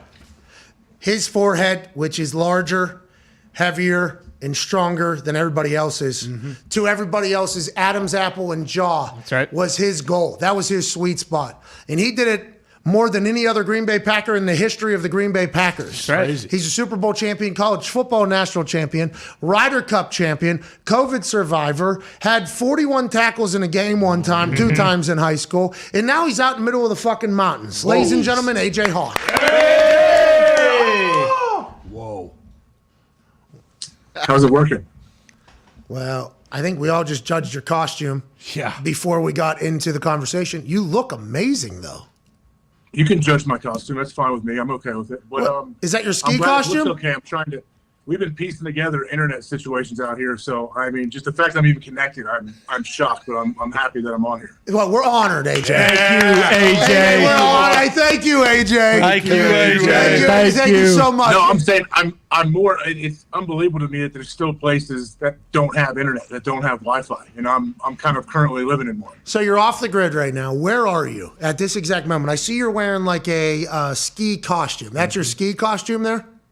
No, this is a jacket that I wear every single day of my life, always. And this is a hoodie underneath it that I wear probably 3 to 4 times a week. thought it was an ascot. But I went skiing. It's We went 70 skiing degrees. yesterday for the first time ever as a family. So all of us went skiing for a while, and we're out here out west near the mountains. Bunny Hill, are you a good skier? Is the whole family a good skiing fam? Well, it was the first time ever in the history of the Hawk family that any of us have skied, other than my wife. Went on one or two high school trips. So it was, it was a successful day. We made it happen. It was a lot of work, super sore, but it worked out well. How miserable was it, AJ? How miserable? It is a lot of stuff. Renting boots, skis, poles, helmets, everything for everybody. And then obviously, who do you think is carrying it? My wife and I usually are carrying the majority of it. We drove like an hour and a half to some other place because we couldn't do it here where we are. But it was a good family builder for all of us. I think we all grew. We got that. Sounds fun. How's the snow? It's 70 degrees back here. Oh, yeah. It's beautiful. It's spring right now. It's awesome back here in the Midwest. It's weird. There's a ton of snow actually, and they actually just got some real snow. I guess they make snow too and all that. But I was sweating bullets the whole time we were out there because we got out there and all of a sudden the sun comes out and it was blazing hot. We could have stayed and gone in the afternoon, but we didn't. We couldn't make that whole thing happen. Jesus. You hate this? Are you guys okay? How was the après ski in the lodge? Was it good for the family up there? The après, you're such a fancy cultured guy. I forgot. It was cool. We actually went and got to have a nice little lunch there. I saw the whole ski culture. I know Connor grew up in this uppity, like yuppie world. It's pretty cool, man. I can understand it. If I could get a new body and a whole new lower half of my body, I could see myself becoming a skier. You're terrible. Are you bad at this? Did it hurt? No. I'm good. I'm saying it is massive pain the whole time, though. On your knees, because you got to be at that like bend. You're like a half squat. That's intermediate. Yeah, like that's how I am. Like I can go full squat or I can go straight legged. I can't be doing in between. It's like when you climb stairs, and that's how you have to ski the whole time. But also like feet, ankles. Like my Achilles might be torn now. Like, but honestly, I'll give it another try though. I'll do it again. Hey, way to go, AJ. Wow. Hey, that's that Ohio grit. That's right. Well, my knees, my Achilles, my ankle, my feet, everything hurts, but I'm gonna give it a go because we're out in the middle of the mountains and there's literally nothing else I can do out here. Oh, that's why we came. What do you mean? That's why we're here. So your family's never skied before. You're like, you know what? Let's go to the fucking Rockies. Let's get out in the middle of a place we know nothing about, and let's go for it. Yeah, it all kind of came together late because this is my kids' spring break. They have an early spring break, so we wanted to do something. So we're out here. We head back to Ohio on Thursday, but it was cool, man. We still have plenty more different things. We're going to go to those hot springs, where you go up and you swim in those hot pools. Here we go. So yeah, all these things. It's gonna be fun. The Hawk family will dominate the hot springs. Oh, yeah. I can't wait for those yuppie families to see Axel showing up at that goddamn thing. Cannonball and belly flop. Oh, this is going to be Pooping in it. awesome. This is amazing. Yeah, probably pooping in it. Axel, don't poop in a hot spring. All right, let's talk about the news. Before actually joining us right now is a man who, broke some news. a guy who we had to suspend from the show. Uh-huh. We had to suspend from the show for at least a week. Now that the details have come out on the contract, the way it's being reported is fascinating. Mm-hmm. I don't know if that's how all contracts are going to be reported going forward, what the actual numbers are as opposed to the entirety of it. But ladies and gentlemen, joining us now, hosts of the weekly wrap-up with Rap Sheet in Friends, us being the friends. I mean, we're on the outs there for a little bit. Yeah. Him being Rap Sheet, senior NFL insider for NFL Network and the NFL, Ian Rapoport. Hey, it is great to see your face back here, dude. It's great to be back. I'm not gonna lie. It was difficult. I feel like it's only been about a week. It feels like it's been 10 weeks. It hurt my heart. And I'm really happy to be back. Okay, well, it's great to have you back. And who knows how long you'll be back. This might be a stint here, depending upon how this entire thing goes. This might be a farewell tour. Hey, tip the cap there, Roger. Hey. Tom Brady had a farewell tour that lasted 40 days, and then he's back, so it wouldn't be totally unprecedented. But anyway. And talked to quarterback coach Clyde Christensen. He said when he got the news, absolute pure joy is what went over his entire body, as I assume everybody in Tampa. Speaking of pure joy, you had to feel pretty good about your 4-year, $200 million contract statement that inevitably became a 5-year, $186 million deal. It's $150 million guaranteed. Your source told you that deal. Our source said that's not true. Our source then tweeted that's not true. It is kind of true, though, I guess, because $50 million, $150 guaranteed over the next 3 years. Are you going to start reporting all contracts like that, like what the actual number is as opposed to the entire contract, or just in this particular case? When you say your source then tweeted, are you saying that your source is Aaron Rodgers? Because that's what it sounded like. No. My source says might have got on Twitter as well. You know what I mean? Maybe. Right. Other people who are your sources also tweeted, not to be confused with Aaron Rodgers, who did tweet also. Bingo. Yeah, please. Anonymity, please. And also, my source says told me about Hecker potentially being released, in a couple of days. Yeah, sources are telling me that. Nonetheless, let's stay on track here with Aaron. Yeah. 150 million. You feel vindicated in this entire thing or no? I mean, I knew what the numbers were. I knew it was 50 a year. I knew that when I tweeted it, it was a basic agreement at 4-year, $200 million extension. And then basically what they did the last week was kind of go back and tinker and change it a little bit. I was very confident that it was going to be $50 million per year. And it is over the first 3 years. It's actually more over the first 2 years. Because it's $62 million per year over the 2 years of the extension. And you're right. Most contracts are not talked about like this. This is a little different because, one, of Aaron Rodgers' reaction to me having the numbers, which I get. But also, he's going to retire at some point during this deal, right? So the actual back-end numbers don't matter because he's not going to see them. But I would say of all of the things, and yes, I did feel vindicated a little bit, but of all the things going on, the most important thing is that Rodgers gave like a real commitment. Like this is a real commitment to the Packers. We're not going to be doing this next year. Interesting that you feel vindicated. I do as well. So I'm happy that both of us can feel a little for each. And honestly, like when you have a source off, like you had a good source and I had a good source. Your source is throwing a lot of touchdowns. Plus that throw he had to Jared Cook was. Whoa!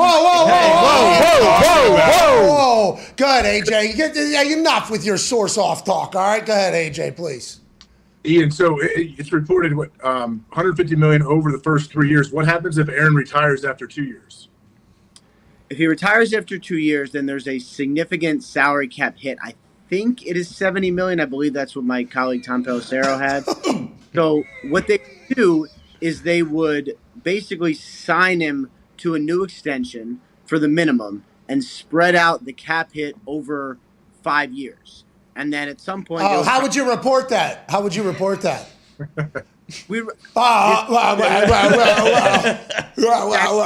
Unprecedented because Drew Brees and the Saints did the same thing.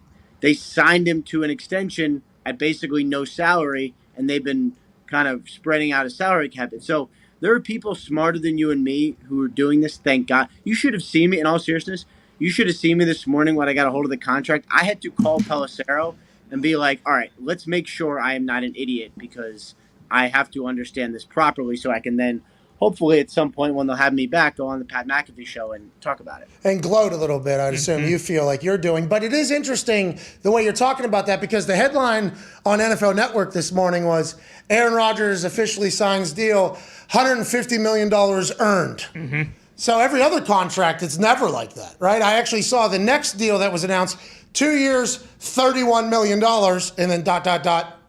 20 million guaranteed. So what? Huh? Now, Aaron Rodgers is a special case. Oh, I'm not just because it more shows that I'm right than others. I'm saying we're going to start doing this on a lot of different contracts. Okay. Possibly.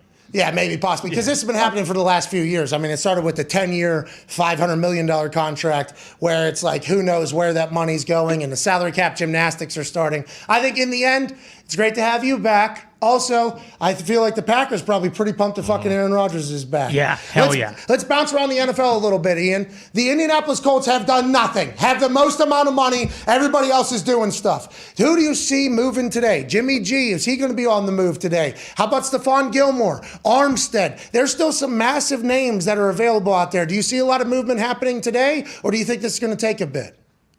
I think the market is sort of, I don't know, settling, I guess, or kind of, it's almost like collecting its breath. Like yesterday there was a flurry, thanks in part to the Jacksonville Jaguars throwing money around like crazy. And then what happens is, like, let's say Christian Kirk signs a big $18 million deal, which that was a fantastic deal for him. But then all the other receivers are like, all right, well, I'm going to get that too, but they won't. So you have to sort of wait a little bit to let it settle and for people to be more realistic. You know, Randy Gregory gets a really nice extension. Well, first with the Cowboys and then with the Broncos. That was fun this morning. What happened there? So he reaches an agreement with the Cowboys. I find out about it. I tweet it. His agent goes on the record and says the deal is done and thanks Jerry Jones for all he has done. And then at that point, the Cowboys wanted to put language in the contract to protect themselves. You know, in case some stuff happened with Randy Gregory that had happened previously in his career. And his agent said, we're just not going to do that. So he took him to Denver. Hey, I've had a couple of those situations where we have an agreement. Then it gets papered, and it's like, whoa. These are a little bit different circumstances than we had agreed to. What is this all about? Oh, you're trying to fuck me. I assume that's what Randy Gregory and his people took that as? Yeah, I think basically, yeah. Now, from the Cowboys' perspective, I get it because, first of all, this is like someone they've worked with for years. Agreed. A lot. They've done an incredible job on, there was some drug issues, but also some like mental health issues. And they have helped him through. But then there's also the business side where it's like they need to make sure that they're okay if something happens. And I think that Randy Gregory and his agent like that very much. So they said, you know what? Good feelings aside, this is business, and we're going to Denver. So that couldn't have been discussed while they were discussing the entire thing. They must have felt like they were blindsided by that and felt like there was a lack of trust and respect or something like that. It's always interesting how the business goes. Go ahead, AJ. Ian, what about the Deshaun Watson situation? Is it true that Atlanta's been trying to make a play at him, and what do you see happening with him? Yes, Atlanta has been trying to make a play. I don't know what their offer is compared to the rest. I know that the Panthers and Saints have really strong offers in. I don't know what the Browns' offer is, but they are expected to meet with him today. The Falcons, I would say, is tentatively slated for tomorrow. It has not been put in ink or pen, but that is the hope and plan. As we've seen in the Randy Gregory situation, crazy things can happen. It feels like to me the Saints are in a pretty good place. They have a good team. New Orleans is an awesome city. Every Super Bowl should be in New Orleans. It'd be great. That's not nothing to do with Deshaun Watson. It's just me. But he's going to weigh everything. He's going to look at his different options. And then it's the end of the day, he's going to say to Nick Caserio, who is basically kind of working with him now, like, this is where I want. This is where I would waive my no-trade clause. Let's go make a deal. Okay, so a lot of other teams, I guess, in the NFC South don't think the Atlanta Falcons are real in this. They're just doing this to build up leverage against either the Panthers or the Saints who are actually in on it. Do you agree with that? Is that real, or is that just who knows? I think if they get a meeting, if this meeting happens, I would consider them real. And then what? You just trade Matt Ryan to the Texans, or Matt Ryan comes to the Colts, which we don't. Everybody needs to relax. He's getting like $700 million. I don't know if we have enough cap for him. Honestly, we have the most cap in the NFL. I don't know if we have enough for Matt Ryan. And also, like Rigoberto Sanchez, the punter, at the same time. Exactly. I'm not 100% sure whenever it comes to his contract. But how would that work? Like Cleveland, would that be Baker Mayfield? Would them be going to Houston? Is that how you're viewing this entire thing? I saw there was a report that Baker would be in the deal for the Browns. I have not confirmed that. It wouldn't make sense to me if he would, because I would think it'd be more you give draft picks and then you say, all right, well, Baker's available. Does a team like the Colts or the Seahawks, do they then make a play for Baker? Like it's hard to include all these guys in the deal. It's actually much easier to do them as separate deals and then just let each other. If the Falcons were to get Deshaun Watson, which I would not consider them the front runner right now, then I would say you'd probably be looking at Matt Ryan going somewhere else, maybe to your Colts. I would say that'd be nice. He's pretty good. Pretty good. Let's go. Guy's pretty good. You always said he's got a strong arm that you saw pop Guy's off. pretty good. That'd be sweet. Guy's pretty good. Yeah, I got to see it live in person. Yeah. Right? Let's go. Goddamn howitzer in person. Well, it was certainly something. Would the Colts go after Deshaun Watson? We tried. They said no. Houston said no. Yeah, that's true. Which, by the way, at least we tried. Fucking great. We have all the money in the world. We're doing nothing. So at least. Well, what about Armstead? Is he coming to the Colts? What about Stephon Gilmore? Is he coming to the Colts? What about all these? Are they all coming to the Colts? Allen Robinson? I don't know that they're all coming to the Colts. I mean, Chris Ballard is. He was in it. He was in the pass rusher market. I think they had some interest in Randy Gregory. Nice. Okay. But he's never. It's never going to be throwing money around like that. He's not going. And he has money and he has space. That's just never going to be. Hey, Carson, $30-some million. Yeah. To not go to the I think playoffs. he likes to draft and sign his own guys. Oh, he wasted a first on. That's right. On Carson as well. Yeah. Traded for a third. And the guy's trying not to play the amount of plays needed, but he just two sprains, the whole thing. He's trying to get out of those things early.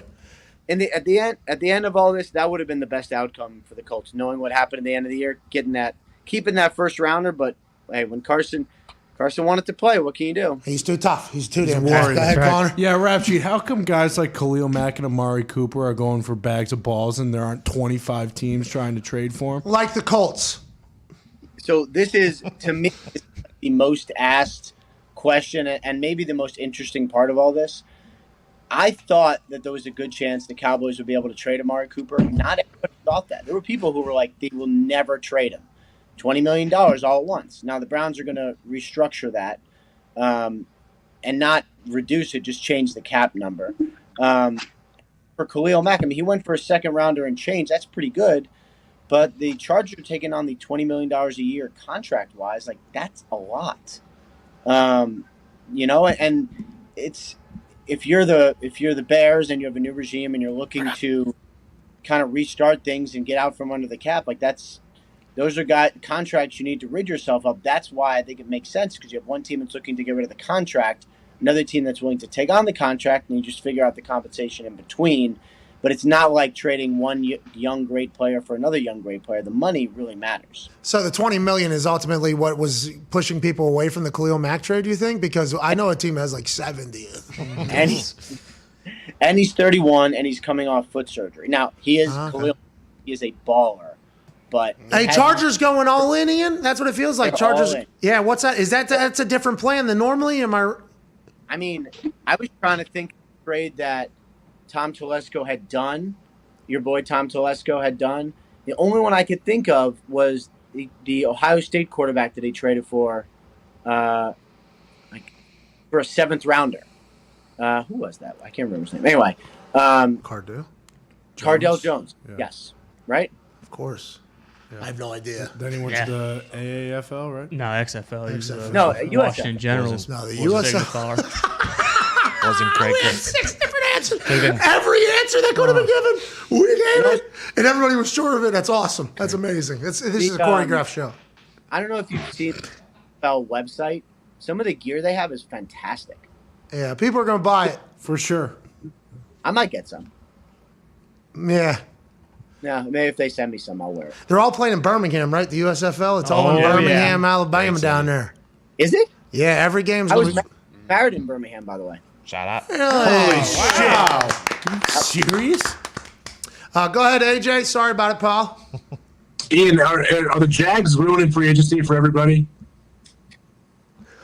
I would imagine there's some teams that are not thrilled at Trent Baalke. Now, I mean, his only charge, his only responsibility is to his own team, right? So I think the Jaguars thought they were in a place money-wise and, talent-wise where they had to put out a respectable team, and this is the way to do it. But some of the contracts they gave are substantial. I mean, the Evan Ingram contract, that's basically the franchise tag. That's 1 year, $9 million. That's basically the franchise tag for a guy the Giants did not tag. The Christian Kirk contract is massive. The Foye Oluokun contract is $15 million. Now, he's the leading tackler in the NFL, but I'm not sure everyone would have given that contract. I think Atlanta offered about 11 or 12, a little different. So it definitely changes the market and really alters things where one team is willing to spend that much money. Well, thank you to them, by the way. From the players' perspective, thank you to them. With that being said, don't you think there's a little bit of a tax to get people to Jacksonville? These vets know that they're going to a rebuilding program. You know what I mean? Yeah. Yeah, and that happens. There are teams that are not good who are trying to spend in free agency who know that they have to spend $1 million or more. Just like sometimes teams in California have to pay a little more because of the tax situation, which I'm not smart enough to understand, but I guess you get taxed a lot in California. Yeah. You're smart enough to understand, it sounds like. The Aaron Rodgers contract day, that was a good moment for me. Yeah. Was it? I don't know. It was a wrong year, wrong amount. I don't know. I have to take this call. I apologize. All right, ladies and gentlemen, Ian Rapoport. Hey, Jay. Who could it be that he's going to drop off? Maybe to go Colts? answer that? Maybe it's Chris Ballard saying, stop fucking mentioning my name. Yeah. What if it is Chris Ballard saying that? Hey, by the way, connection has been great. You were with it that entire time. I assumed that we'd come back to a 3-wide, you know what I mean? 3-wide racing over there of this show, and you would have been dropped off or frozen. Yeah. Whatever you're doing, you're killing it. And this thing is following you like Al Michaels. I know. I'm trying to get. It's like trying to. Sometimes when it's 3, you see this thing take. Whoa, sweet. Look, I'm not doing anything. Hey, that thing's a hawk. I just got this a little bit ago, actually, mainly for this kind of reason. So yeah, I'm glad it's kind of working. It is. Yeah, it is. Yeah. Perfectly working. Yeah, it's absolutely working. Not kind of it's like I think you're in like maybe 1080p coming through, maybe 1080. Yeah. Oh, you think it's 720 720? maybe? 720. 720. Yeah. 360. Whoa, 480. Foxy, Yeah. he knows a lot more. He does a lot of Holy looking at that shit. type of shit. Give him 720. I'll take it. What's your deal, man? You're supposed to be enjoying this. It's spring Yeah. break. Fucking You're Easy. skiing. You're on vacation. Well, that's the other thing too. I got you have me already like freaked out. I don't know if I'm frozen. I feel like I get frozen. Is that why you're moving, just to see if will it keep up with? I thought you were going to be frozen as well. Hey, when did you know Aaron was going to sign? Did you know beforehand? Did you assume it was going to come? What was your entire?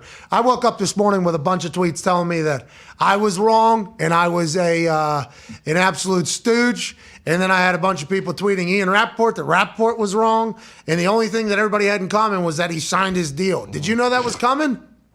You mean like that the numbers came out today or whatever? No, that he was signing, though. Did you know he was signing like very soon? Did you know that was going to happen? No. I haven't paid much attention to it. I haven't talked to him at all about any of the contract situation. So no, I had no idea. All right, just This guy's just full of shit. All right, we'll get to him. No, that's serious. I told you I barely have any service out here. You think I'm checking in with him? Hey, bud, you think today's the day? Like, I'm not doing that. Yeah, he just got there, yesterday? Yeah. Could be in the cabin Feels next like, to you. Yeah, been a while. Feels like we've logged some hours out here. What are you on the Bunny Hill? Well, yeah, we had to all try the Bunny Hill thing first to see what we could do. And the Bunny Hill's not just a Bunny Hill. I mean, there's some spots where you can get moving. But yeah, skiing's like anything else. I feel like you don't have to be an athlete to ski, but being an athlete definitely helps you ski. Oh, you think you could be a pretty good skier though? Like I said, if I got a whole new lower body, I think I have a solid chance. All right, we're back. But up until then, I can grit it out. I can grit and bear it for a couple hours, I think. I will be back eventually. Maybe if I get things that fit me a little better. You should give it up, AJ. Just trying to do like the old, just like when they're trying to teach, hey, this is how you should stop a little bit. We had a guy help us for a little bit, not long. And like, I'm like, dang, man, I'm trying to stop. And I got like double hip flexor cramps already, like the first time down. So luckily I figured it out though. And I was, I think that the more you do it, the more comfortable you get. All right, so you hated the guy, the instructor. That's right. You were hyper. Very nice. No, because I don't know if he's ever going to see that. He was very nice. He said he was a sports writer back in the day, back like a while back. Oh yeah, he said he helped us out a little bit. Yeah, but, I mean, not very long. Not very long. Then you were hyping up the bunny hills, not just the bunny hills. Sure. There's a couple. Some spots there. Doubt it. If I get better equipment, he You said. can get some speed. You hated yesterday. Yeah. Your feet. Was it the boots? What was it? Was it like your shins were locking up right here? The boots go halfway up your shin, so then you got to walk long distances carrying everything with those boots on. So just get Two into sprains. You're walking like two. everything. I looked like Carson Wentz with the double ankle rolls. I'm walking around that place all day. Hey, It was fun. Yeah. It was fun. We should go skiing sometime, Pat. Feels like I just did. I'm okay. We're back in 4 with AJ Hawk and hopefully some phone calls on the 5-Hour Energy phone line. 1-833-4-McAfee. We'll chat with you then.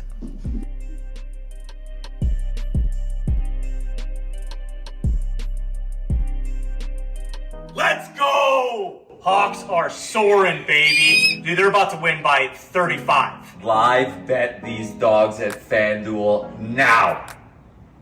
That's a great idea. There's no need to be in this situation anymore because live betting at FanDuel has never been easier. You simply open the app, identify your location, and boom, find the game you want to put some action on.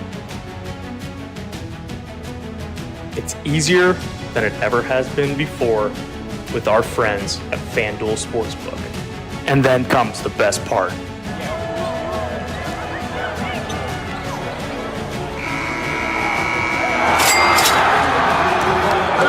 We'll see you tomorrow! Let's fucking go!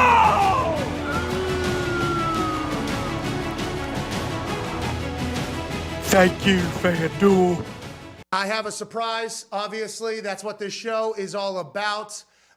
We have boots on the ground in Cleveland, who I assume knew this was going to happen all along. Ladies and gentlemen, live from Cleveland, Mr. Jason Glazer. Your thoughts on Kyle Pitts to Atlanta, fine sir?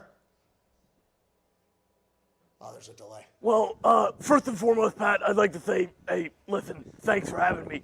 Cleveland is beautiful this time of year. Granted, it does smell like a mixture of poop and diarrhea and sewage. Jesus. It doesn't smell great down here. Jesus. But I'll tell you what, 27 years in this thing, I fucking live for the draft. Love being down here. Love being into Cleveland. But yeah, Kyle Pitts, listen. What do you want me to say? I knew this 2 weeks ago. Really? I mean, do we need to do this whole fucking song and dance? Okay. I'll give you guys 1 through 32 if you want to know. You know, do you want to have fun? That's nice You of want to you. not know who's going? But yeah, I had this 2 weeks ago. You know what I'm wondering is if the guy you had in your studio, Mad Mel Kiper, I know that sorry son of a bitch didn't have this 2 weeks ago. Mike's not plugged in. Yes, I did. Yes, I did. I actually just explained it. No, you didn't. Yes, I did. No, you didn't. Yes, No, I you did. didn't. No, you Yes, I didn't. did. No, I you had didn't. I this. did. Yeah, I no, did. no, you I didn't. did. You I didn't. had this. I I did. had You it. didn't. Trust me. Can You I didn't. talk for Christ's sake? Okay, fine, yeah. Can Go I ahead. talk? Okay, Go ahead. yeah. Like I said, Kyle Pitts, No, you unbelievable didn't. talent. No, you didn't. You didn't fucking Yes, have I it. did. No, you didn't. You You're a said sad it. sack of shit, Jason. Kiper. I know it. I looked at your mock draft.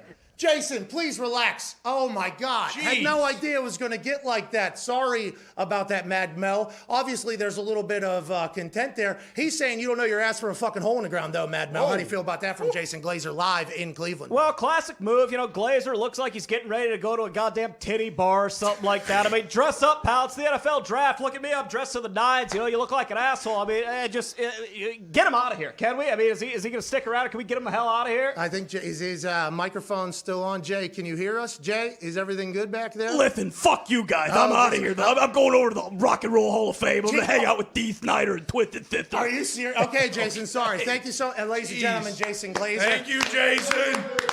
Thank you. Thank you. We have our Bracket Bonanza 2.0. Come and join us. Perfect bracket wins $1 million. Whoa! Winner of the overall Bracket Bonanza 2.0 will win 1 Bitcoin. Okay. Second place will win a lunch with Mitt. Okay. In a signed Baby Duke by all the boys. Third place wins just a signed Baby Duke by myself and all the boys. Come join us. You're the best.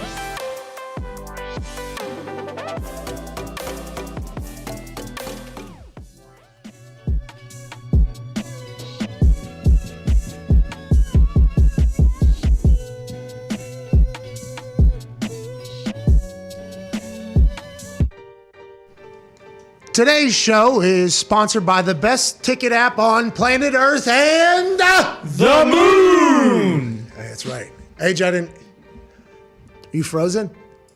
No, I'm here. I know you're gonna try to mess with me the rest of the show, but I'm here. Oh shit! God damn it! Just call him back. I'm not old. I'm not Steven the caller, whoever you messed with. What? What did you say? What? Welcome back to the show. Welcome back to the show.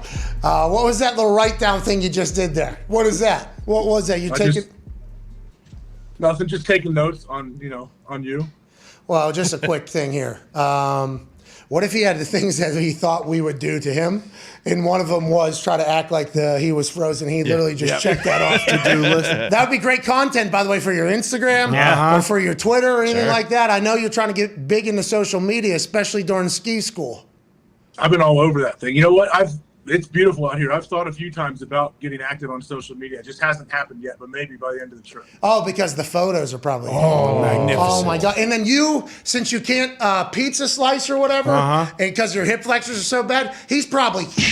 Oh man! Even on that little bunny hill, imagine like a little GoPro shot, like that dude that rollerbladed through the entire city. Yeah. Do you have one of those? Do you have one of those GoPros that can get you slicing and dicing these mountains? We actually went to, at the ski place, they have like, where you can go in and buy new stuff and boards, and they have like a whole GoPro section. Oh, yeah. You could get all the GoPro connections and all. I saw some people actually looking like, I looked way up the mountain. It looks scary as hell. And they're skiing down there, and I'd see them at the bottom. A lot of them are wearing GoPros. They have the extenders, and they're filming themselves. Yeah, well, what's the purpose of skiing down that massive mountain if you never get to see it again? Bingo. I thought that's the only reason you're doing this, is just for Instagram content. I guess. I mean, I guess I'm more of an old school person. I like to just enjoy it while I'm there and not have to worry about filming it. Sure. Hey, you are old school. Like Bodie Miller. Hey, we're pretty old school around here, aren't we? That's right. Pretty old school. How about us changing journalism maybe with the way these contracts are announced? Huh? Yeah. So, was it Rap Sheet or was it ESPN that reported the way you're talking? Both. Because Rossini dunked on us too. I got dunked on by Rossini, Rap Sheet, and everybody, How did Rossini dunk it? Just saying like it is what we thought it was? Is that what they're saying? So remember, Diana Rossini, by the way, we all have much respect for Diana Rossini. Love Diana. You have to say that. Everybody should. She's good at what she does, and she works her ass off. She was on the show yesterday. Yeah, exactly. So we are Diana Rossini fans around here. We'd like to let that be known. Like, we are fans of hers. But whenever she went on Rich Eisen and said that what she was hearing around league sources was that Aaron was demanding to be the highest paid player by a wide margin, so that would mean like 50 plus. That led. We know that's never happened though. We all know that's never happened. Well, that's what we said. Still being reported. But he did get paid $50 million now, so it's like, so it's I guess technically if his agent says, hey, like what a great agent should do is propose something to him. Hey, we want 3 years, $400 million. And then I guess you could technically report that he's demanding to be the highest paid player ever, I guess, if that kind of thing happens. Yeah, and I think that's kind of what we laid out. Like, hey, this is being said by an anonymous source around the league. So who knows what that means? That then leads to a narrative that this dude is holding the Green Bay Packers hostage by money as opposed to what he's been saying he wanted. So that's just what we just tried to point out.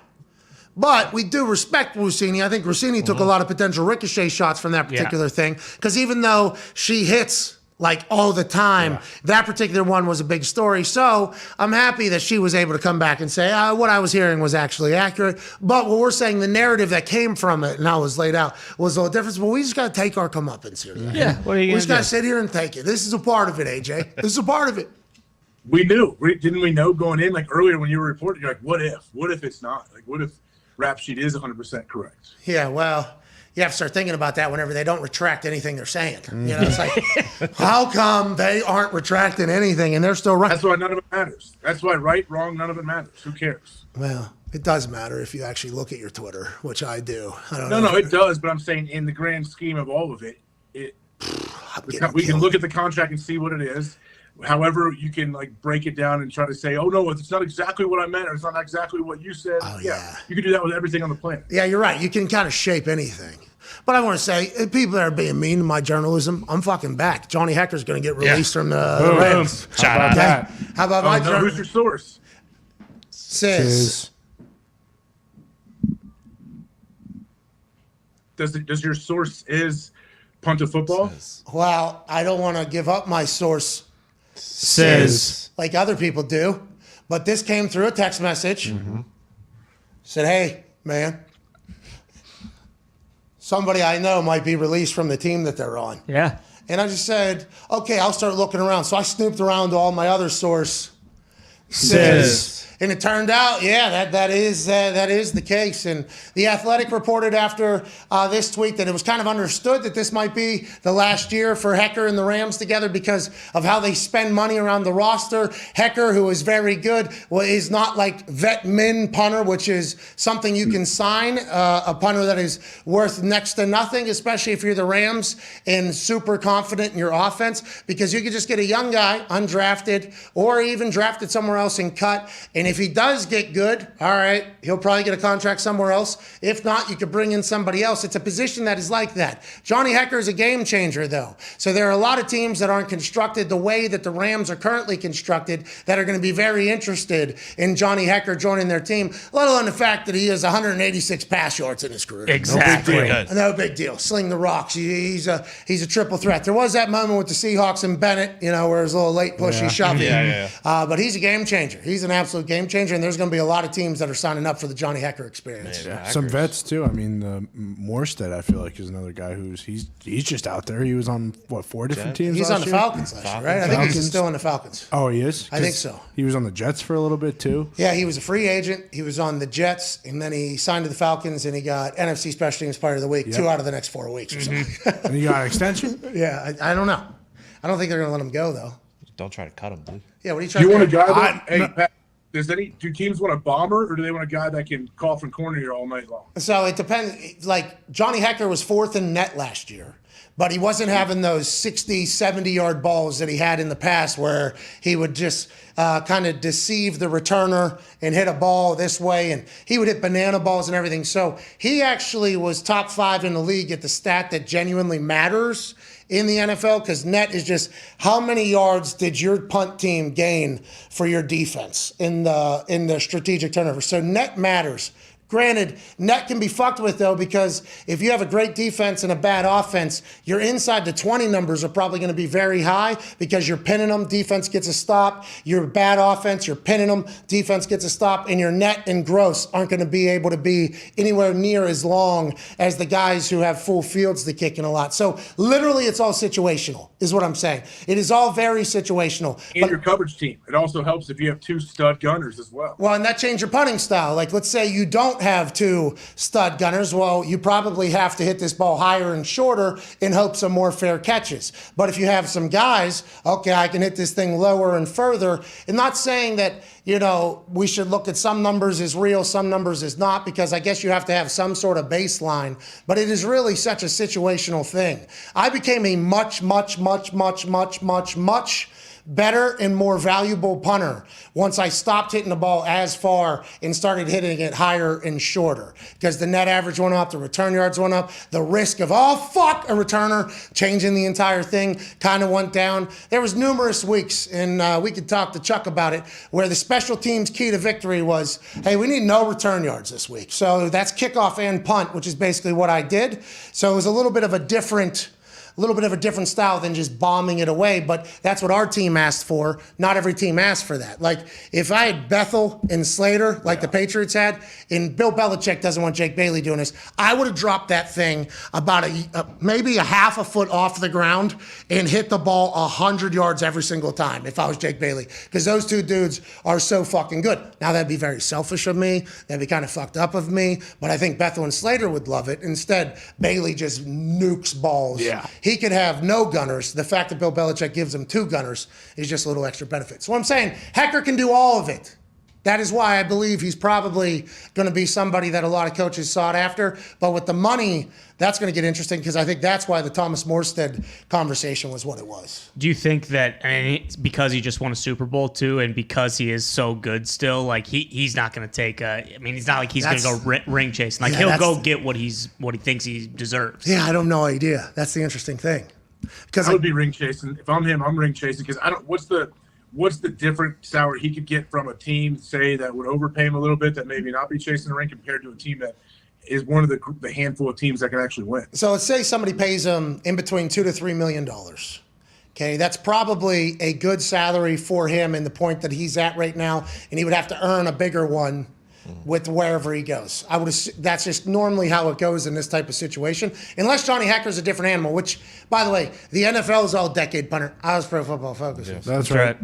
But he was the NFL's all-decade punter. He's 4-time first-team All-Pro. I mean, he is a stud guy. So maybe teams will say, hey, we'll bring you in, 3-year deal, $14 million, $15 million. Like, maybe that'll happen, and somebody will do that because of how good he is. But there's a pretty good chance that the way this normally goes, and it happened with Morstead, some teams just assume, I think, that they're going to be worth a certain amount, as opposed to just a vet min contract. That's about $1.2 million to $1.5 million difference, probably, whenever you go to a team. It's just the punting and special teams positions is normally where you see some cap casualties take place. That's why whenever I was, part of negotiating my contract, it was like, okay, do I want to set this? Do I want to be like steadfast that I want to be the highest paid guy ever?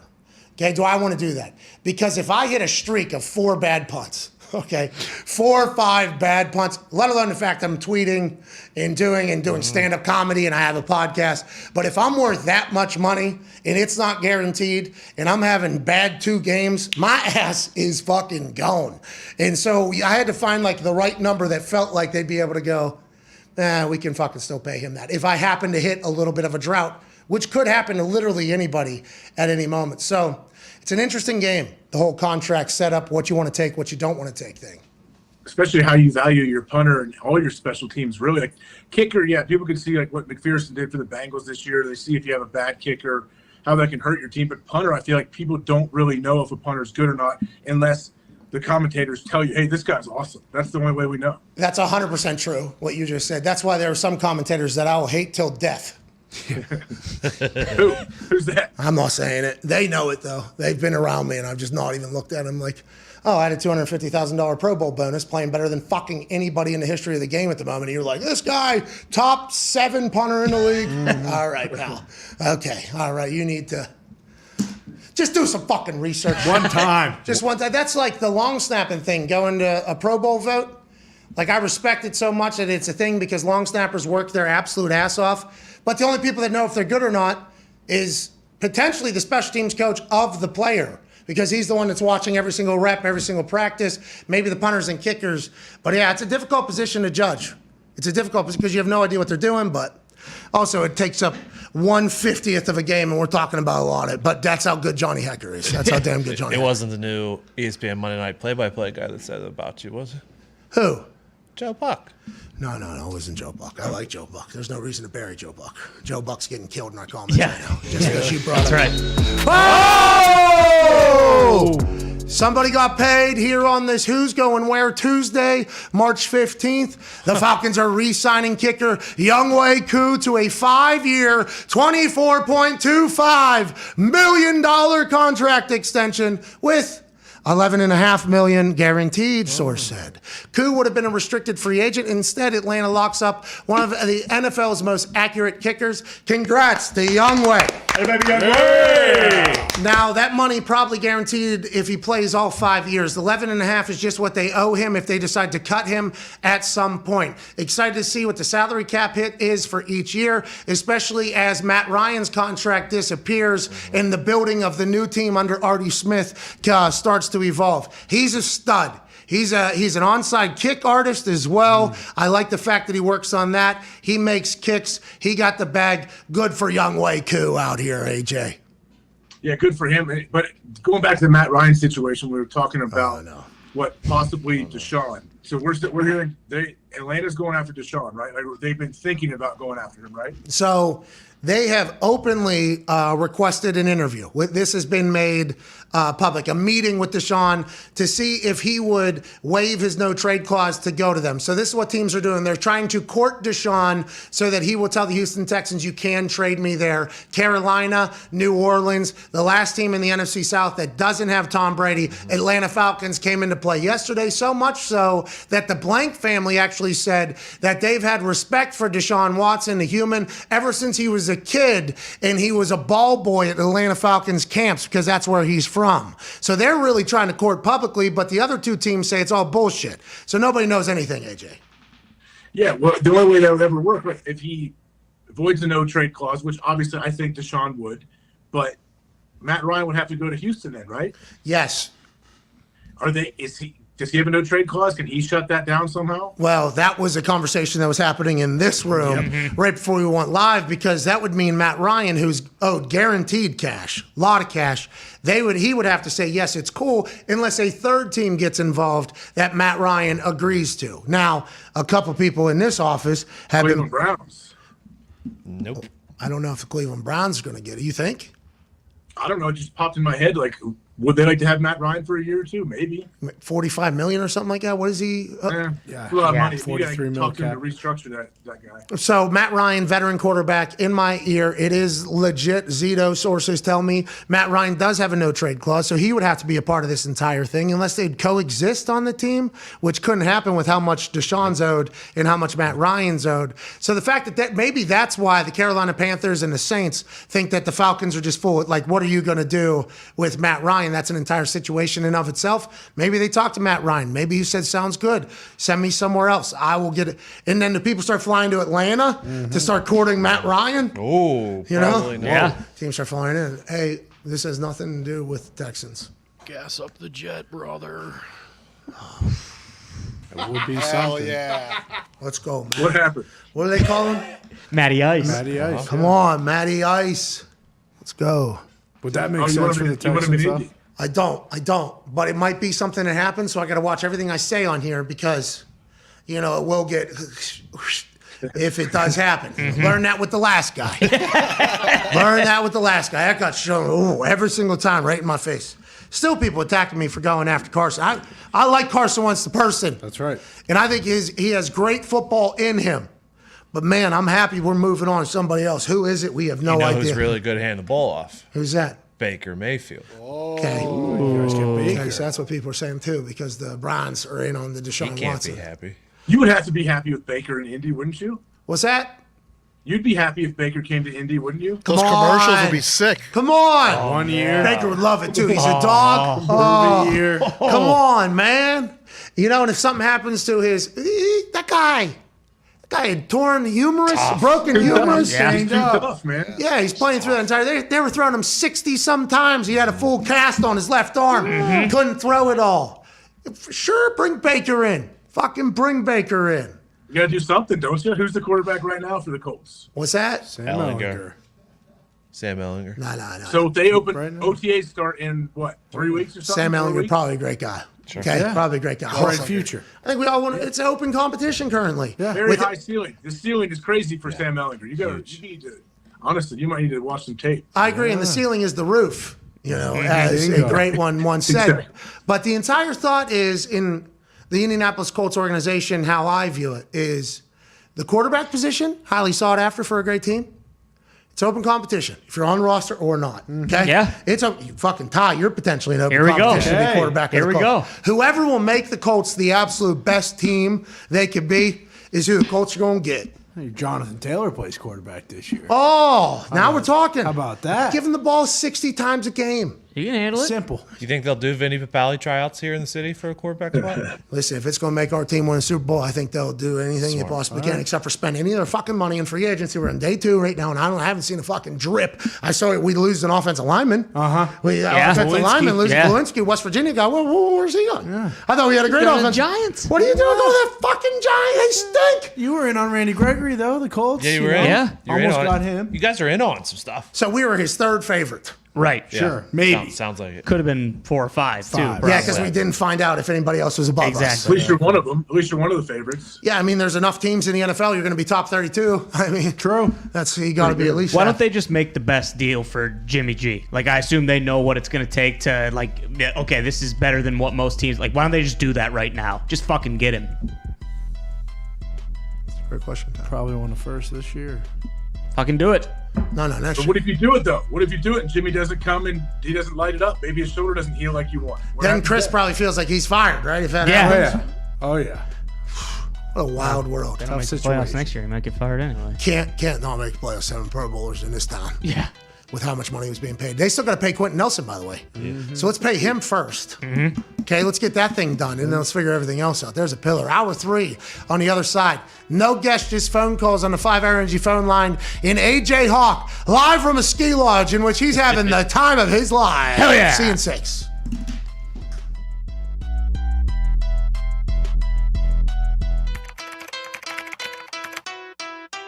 Out of respect for the Intercontinental Championship, wait a minute. I was going to try to remain professional, but what are you doing out here? Huh? Why are you here? Podcast? Huh? Think you're going to main event WrestleMania with me? Get out of here. Get this guy out of here. Pat, come on. No, not this way, Pat. Come on, get some security down here. Pat, don't let him get to you. Pat, come on.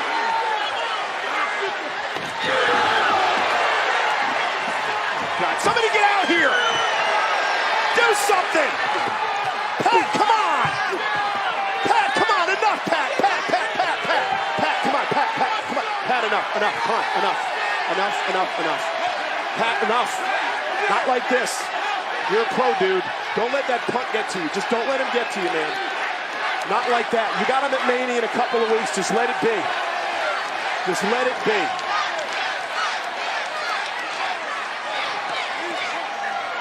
See, now you got the security out here.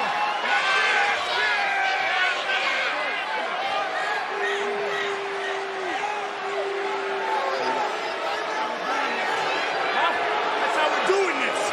Huh? I hope you're ready. Huh? Come up here.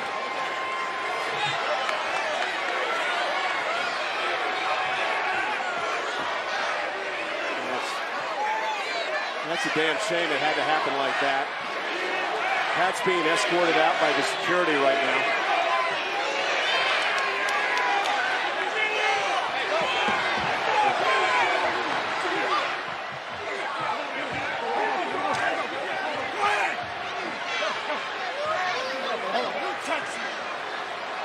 Intercontinental. I want to offer you something. Okay. Do I need like a pen or something? You probably do, sure. So, and that's where you normally are. You know, it's like, and I know you love what we do, and you're a part of the team, big time. And people in the organization really enjoy it, and fans all over the world really enjoy you being you. You know, and you can't find anyone. I can't imagine back in the day Bob Costas standing up on a desk and dancing. Okay, but you're you. You know, and that's why it works. You know, and. So with that, it's like I'd like to offer you an opportunity to actually wrestle at WrestleMania. Oh, it'd be a dream, boss. In the ring. Now, it would be the difference, though, when you played for the Colts. It'd be the difference of like, okay, you're the punter. Okay. But now, in the ring, you're going to be a linebacker. 24 tackles in the NFL. No big deal.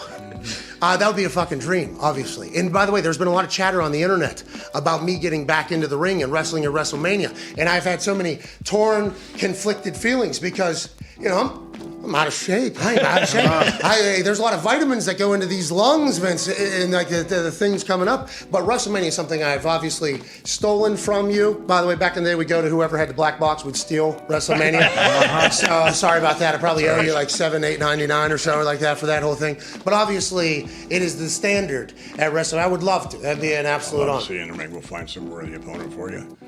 Put you in the ring. Wow. Awesome. Holy shit. Hey, Did you see the ring when you walked by the way? I did. I was impressed. You have your own ring. Yeah, I got. It looks like a standard WWE ring. Well, listen. I don't know if that's how hard your rings are, but goddamn, that thing hurts. That thing hurts like hell. This is incredible, by the way. Is this a real deal? I mean, are we really? No, I don't bullshit. I don't do that. Let's go. Here we go. Hell yeah. Should we just make it real? Should we just say, hey, we're done, we're riding off into the sunset? I mean, do you want it to be live on your show that Vinny's officially done? Is that what you want? I don't want that, but if it's going to happen, happy it's happening. Yeah. I would like that to be known. So don't feel obligated. Don't feel forced. Put it this way. Hey, let me see. Today is Wednesday. By Friday, if paperwork goes in, you heard it here first. First of all, congratulations on a legendary fucking career, dude. In a game that revolves around the score, okay? That's how they pick winners and losers, is in a game in which they keep score. To be the all-time leading scorer in scoring sport, I think many would say, hell of a fucking job. Yeah! Unbelievable. South Dakota kid, you didn't have an easy way either. You went over to Virginia to train. You were a high school teacher, I think, or a substitute teacher. Then you go to the World League over in Amsterdam. Somehow survived the off-the-field activities that you could have fallen into. Stayed focused on kicking. Go into New England. Beat out Matt Barr at some point, even though he had an incredible career. Win Super Bowls. Memorable moments. Biggest moments in the sports history revolve around your foot in a lot of cases. Congratulations, man. You're the fucking best. I was honored to be your team. Yeah.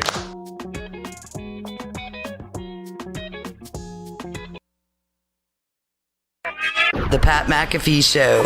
There'll be no rules for our guests, for us, for the things we could talk about. Speaking his mind. I've never had a problem expressing my opinions or my thoughts or anything like that. While being relatable. I haven't had that manufactured fake-ass celebrity that a lot of people have whenever they go on those big networks. I've had a chance to really build my crew, build my following, build my audience. And ridiculous. What am I supposed to do? So I'm supposed to look at something that I can definitely afford and say, nah. Is that what I'm supposed to do? The Pat McAfee Show starts in 3, 2, 1. Hello, beautiful people. It is hour 3 of Where the Hell Are They All Going? Tuesday, March 15th, 2022. Now we begin with what is sure to be the greatest hour in the history of talking sports. To my left, your right, sitting in a mountain somewhere in the Rockies, dressed how he dresses every day. Remember, every day of his life, AJ Hawes. Hey, baby AJ. AJ's on a ski trip with the family in which he is absolutely loving it. Time of his life.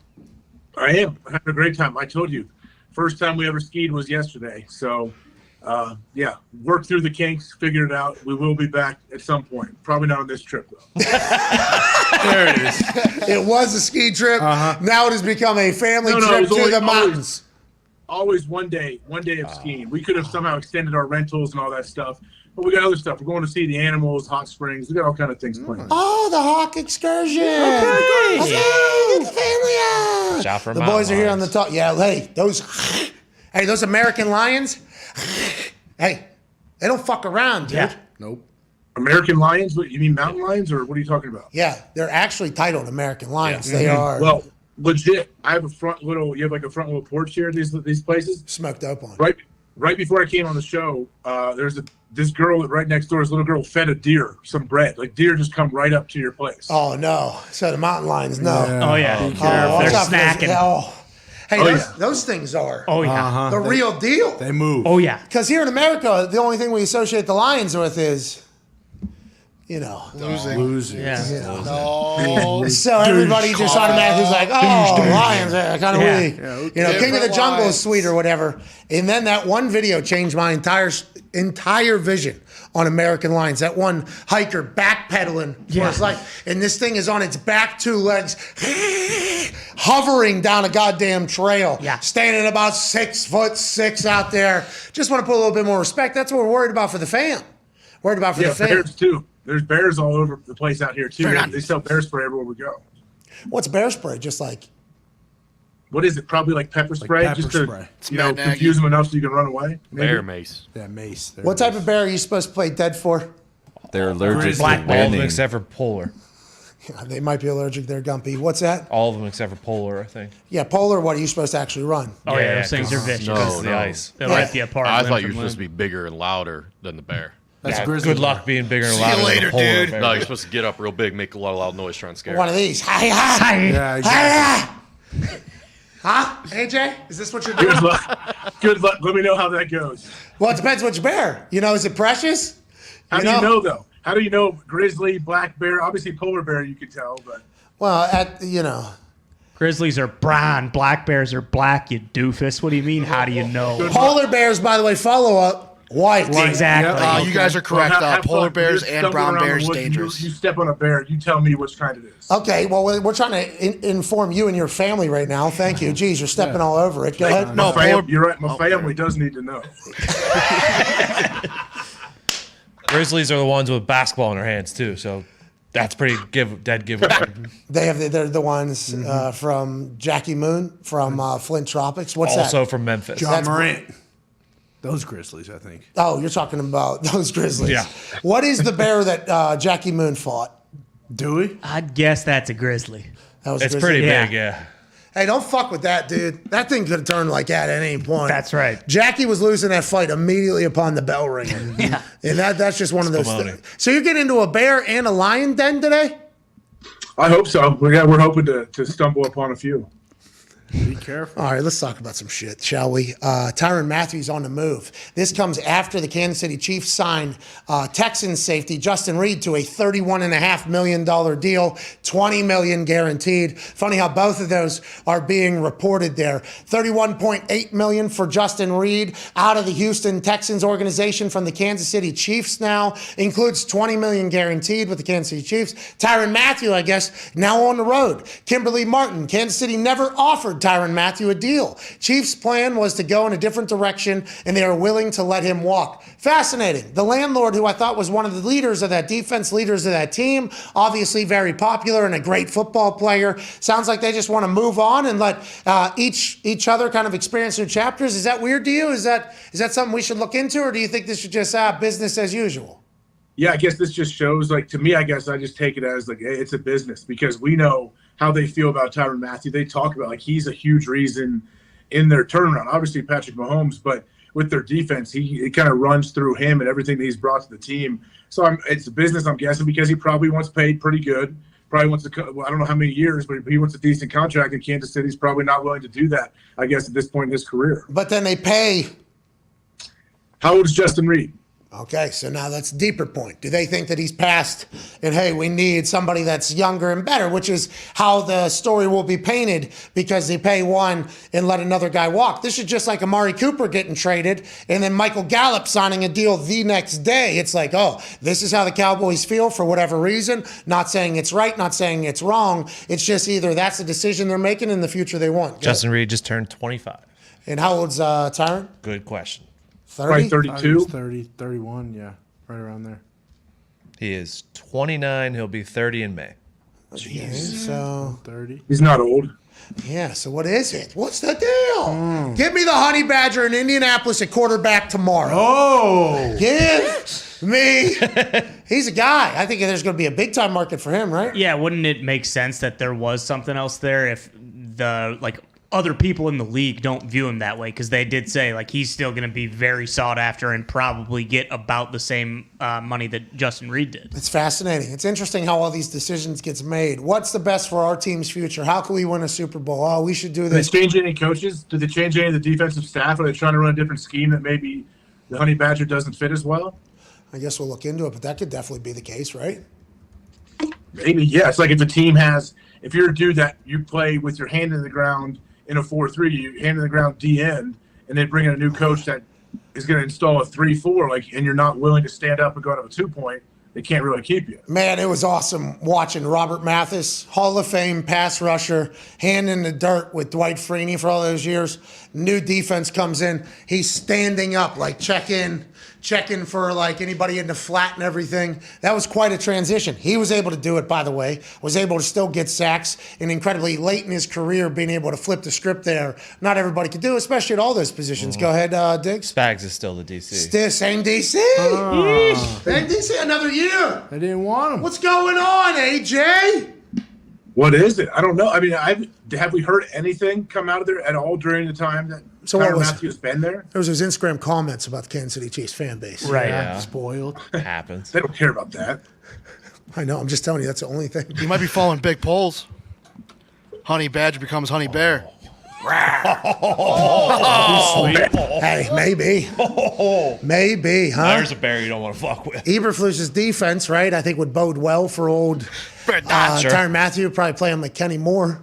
Yeah. Who makes every single play for us, basically. Kind of a dog, though. I don't know if he wants to go to a team that's going to go like 4 other and 13 dogs next on year. it. Bears, actually. You think he's going ring chasing here? What do you think Tyran Mathieu's doing? Ring chasing? Send him to Tampa. Send him to Tampa to play next to Antoine Skip. And they brought back Carlton Davis, right? Yeah, and their other safety, Jordan Whitehead, I believe, is a free agent. And Tom Brady, Tyran Mathieu have respect for each other, even though they told each other, hey, you go fuck yourself. That's right. No, you go fuck yourself. That was an awesome moment. Maybe Tyran Mathieu goes to Tampa. The Rams, too. Weddle just left. The Rams could easily make it. Maybe he wants to go back home to New Orleans. Oh, the same. They just lost their Maybe safety. he wants to play next to Minka. Maybe he just wants to play for the Colts because we don't have a quarterback. So a lot of eyes on the defense. Maybe he wants to play for Bill, you know? No, he doesn't want to do that. No, he probably does. Let's move on. Probably doesn't. I don't know if Zito has anything to back up what he just said in my ear. Oh, no. Do you have anything to back up what you just said, or is this just idea from Zito? Just an idea. Zito said must have been Jackson Mahomes. Like, there's no reason for Jackson Mahomes to get any heat right now. Zito just wanted us to remember that Jackson Mahomes does exist. He's moving to L.A., though. He's getting out of KC. Who is? Jackson Mahomes. Says who? Says Jackson Is he Mahomes. going to an Is he incubator? really? Yeah. Oh, it's no Oh, charge. congrats to Jackson. Ran out of time. Hey, no. That's where all the content creators go. Remember we saw at Tesla. True. I make your girlfriend laugh. Yeah. It was like rainbow colors. It was sick. Yeah. Actually rolled down the Was window. he the best man? He just got married. Was his brother the best man? He was there, though. He was in the wasn't wedding. He wasn't at the Hey, that bachelor was party. gorgeous, by the way. He wasn't at the bachelor party. Is he 21? Doesn't. What? Does it Does matter that be for a bachelor party? I think so, especially if it's Patrick Mahomes. Patrick Mahomes? For Jackson Mahomes, yeah, he's like famous, right? I mean, that would be something that people would get in trouble for. I figure Patrick Mahomes is brother. Listen, I'm relaxing on Jackson Mahomes hate and Brittany hate, okay? Yeah, he's 21. Because I think next season's a new season. Yeah, no hate. I'm just trying to. With that being said, they were a problem last year. Big time. Maybe he's 19. They were? I'm Team Brittany, always have been. I think she should enjoy her life for sure. I got the shirt. I'll wear it tomorrow. Okay, do it. I think she should enjoy her life for 100% sure. But she should also, and she's young, they're all young, they're going to get her, like, hey, people are going to judge you differently because you are Patrick Mahomes' wife. That's right. And have been for a long time. With that being said, fucking go have the time of your life out there. Jackson is 21. He turns 22 this year. Oh, man. That's my excuse. Oh, no. We'll get to the phones. Let's go to the 5-Hour Energy phone line. They'll figure it out. Yeah. Maybe. That's still young. Still so young, though. Think about how I couldn't even fathom how dumb I was at that age. And I was. Let alone if I was handed, I don't know, $500 million, super celebrity and everything. I'm not saying they're handling it properly. I'm just saying that could be something that's a little bit difficult. And that's why whenever I gave my, pretty elaborate speech about like, hey, this is going to happen inevitably. At some point, the conversation is going to take place. At some point, it's going to happen. I think everybody knows that, right? Yeah. Can't be acting like a slapdick all the time. Maybe that's what he needs. Go out and live with Coach JB for like 2 weeks to a month. Going to LA? I'd watch that Bingo. program. Jackson Mahomes comes back. He might be the fucking OC next year for the Chiefs. That'd be a good program to watch. Coach JB smoking cigars with Jackson Mahomes. Yeah. Slap dude, listen. His whole, hey, he's Making big old tomahawk steaks on the grill. Yep. Oh man, he's cooking. Hey, Chef JB here. Hey, he seems like he's a real wizard around the grill. He just changed all the interior decoration, and his living room looks incredible now. Just kind of feng shuied it, mixed it up a little bit. Fucking JB's got. Hey, people He don't. seems like a feng shui guy. Yeah, he is, man. He's got depth, dude. Yeah. Everybody He's sees talking that about last chance you know, and just sees how he coaches and motivates. That guy at our house at the Super Bowl, All time. man. He's awesome. I could have listened for another few. Legit. Does anyone have a picture? Did anyone get a picture of JB posted up in his awesome posture, just sitting there smoking a cigar, and we were all circled around him, just listening to him tell awesome stories. We were firing questions at him. Like it was exactly what I thought it should be. It was perfect. It was like a small theater we were giving that man. Yeah. He's smoking cigars, drinking his own whiskey. What a fucking legend. Let's go to the phones, dude. Let's go to James in Portland. What's going on, James? Hey, keep it moving, guys. Thanks for taking my call. Just wanted to let you guys know about my Raiders, the fucking Raiders. Yeah. You guys are always, not you guys, but the internet, I should say, is always talking shit about Derek Carr. They're always saying, fuck Derek Carr in the ass. He sucks. Whoa. Hey, you can mute that type of stuff on Twitter. Literally, is he saying her? Yeah, and how are they? I don't know if that's the internet. He's talking about the internet. That's wild. I don't know what the internet's saying. The internet. Yeah, I'm talking about the internet, dude. Derek Carr is going to be better than Russell Wilson. Derek Carr is going to be better than Justin Herbert this year. He's going to be better. I don't know about Mahomes, but James. right, I should have stopped that earlier.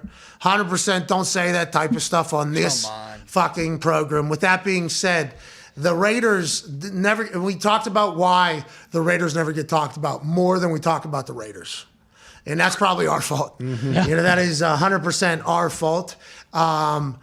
The reason is because they're in a division in which, they got a wagon over there in Kansas City. So I think when it comes to national talk shows, it is difficult to talk about every single team on a very regular basis. You kind of got to pick and choose the teams you'd like to talk. Now, granted, we talk about the Lions a lot. Yeah. And they get, you kind of got to pick and choose there. I think that is why most shows don't choose the Raiders, because the Chiefs are there for like the next 10 years in everybody's mind, just naturally.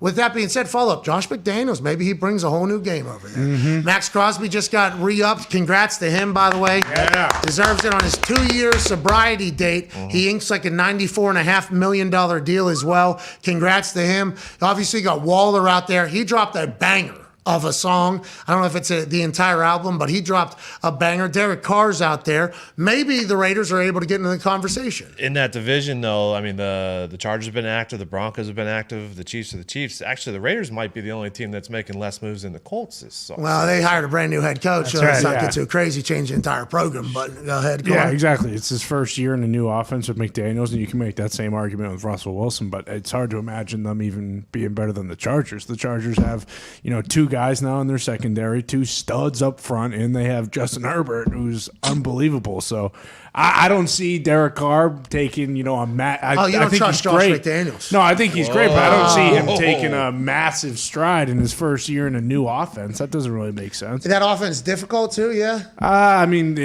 that's what they said says about Mac Jones, is that this is such a complicated, McDaniels' offense is so But complicated. so was Gruden, though. Gruden was his OC. Gruden's offense is notoriously tons of words. One play is 3 paragraphs long and pretty complicated. So I would assume Derek Carr has the capability to do that. Different language, though, right? And it's not just Derek Carr that has to learn it. It's everybody that has to learn it, right? I remember Pep Hamilton, offensive coordinator. He had to be very conscientious of the fact that he came from Stanford, and Andrew Luck's a Stanford guy, and Andrew Luck knew the entire offense before even stepping foot at Indianapolis because he has that photographic memory or whatever. He had to be very like, hey, not everybody is Stanford grads, so you got to do that whole thing. Some coaches don't give a fuck, it seems like. Hey, you're going to memorize these 15 words for each play, or you're not going to play here. That's an interesting, because there's two different styles. Graham Harrell, from the air raid style, that's like one word. Hey, blue, run blue. Like that's crazy, I don't know. Like, what was it like for you on defensive calls? Because you had to give those out too, right?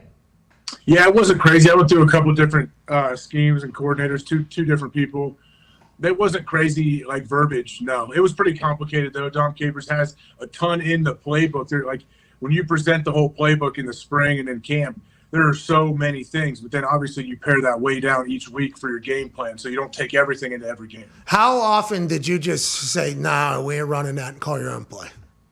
Not very often. I mean, every once in a while you gotta, speaker cut out. Didn't get you. You didn't get in time. Something like that if you needed to. But hopefully it was a big someone got a sack or a pick on that play where you did that. I enjoy the hand signal to the sideline, like, hey. Yeah, I'd keep pointing. I just kept pointing. Like I would tell them, hey, if I'm not getting, I'm just keep pointing at them. And then as it's not coming in still, you keep pointing harder and yelling. And yeah, that's what's fun. And then as the quarterback is realizing that you guys are panicking, you just make a check by yourself.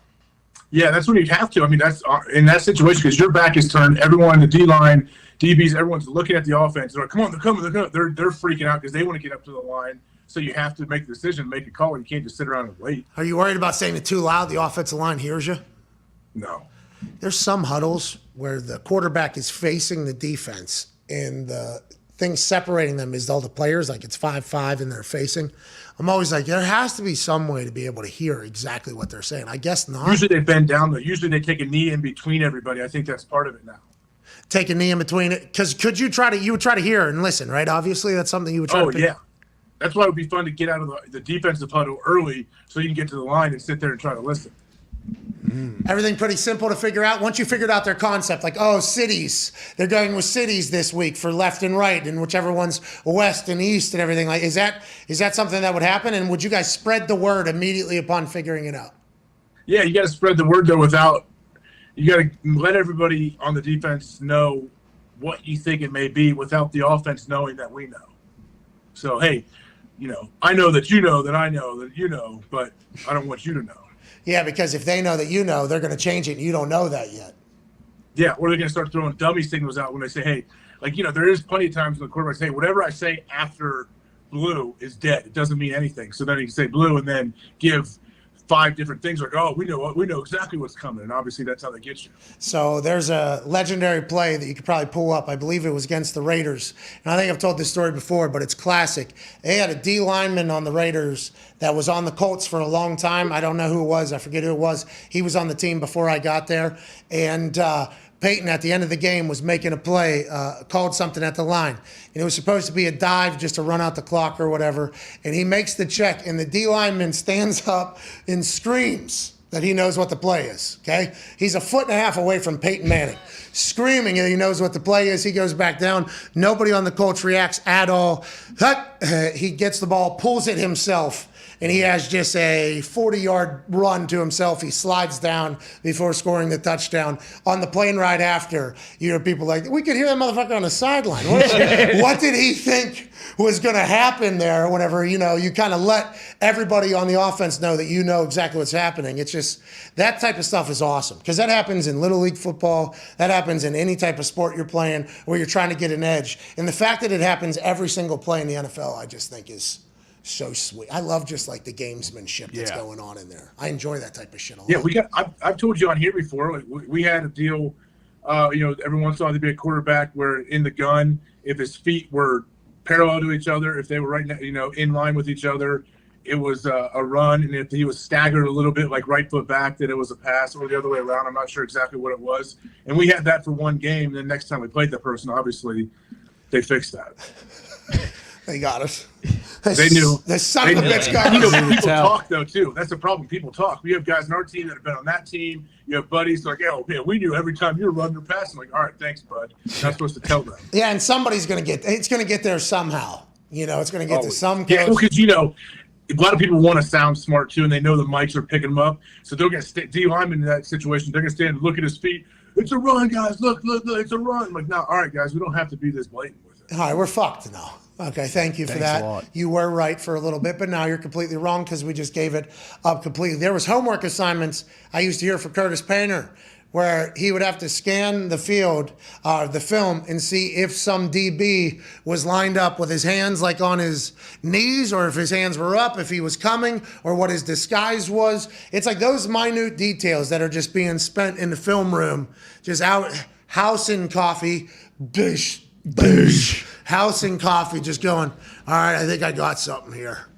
If we're within the 7-yard line on the left hash, and it's a field goal, we have a walk-in touchdown. Troy Polamalu lines up on this side every fucking time. Look, this is back from his rookie year. Look where he's at. Look where he's at. And then you get to the game, and Troy Polamalu says, fuck off, dude. Yeah. That's a very fascinating thing that happens. But that's the film room. That's the amount of work it is. Let's bounce around a little bit outside of the NFL world. Jake Paul has reportedly offered Kanye West and Pete Davidson $60 million to box each other. Let's remember Pete Davidson, Saturday Night Live star, currently dating Kim Kardashian. That's right. Dropped West off her name. I seen that on the internet. Wow. She did buy a new G650, though, I think, for like $95 million. Yep, I saw that as well. It is a beautiful plane. Absolutely Gorgeous. beautiful. Pete and Kim, obviously, not exactly the most favorite couple of Mr. Kanye West. No. Right. Who has made videos about burying Pete Davidson and has coined him Skeet Davidson. Yeah. So now Jake Paul is saying, hey, let's go ahead and settle this the old school way. You two come into a boxing ring, $60 million. Is that per or $60 million split? Good question. I would guess split. Yeah, me too. Like 40 to the winner, 20 to the Kanye's winner. going to want more, though. Yeah. Well, Kanye, I think, is a billionaire, right? Yeah. I'm not 100% sure, but I think It's very odd because if you look at both their net worths, they're both worth 1.8, like him and Kim. Right? Yeah.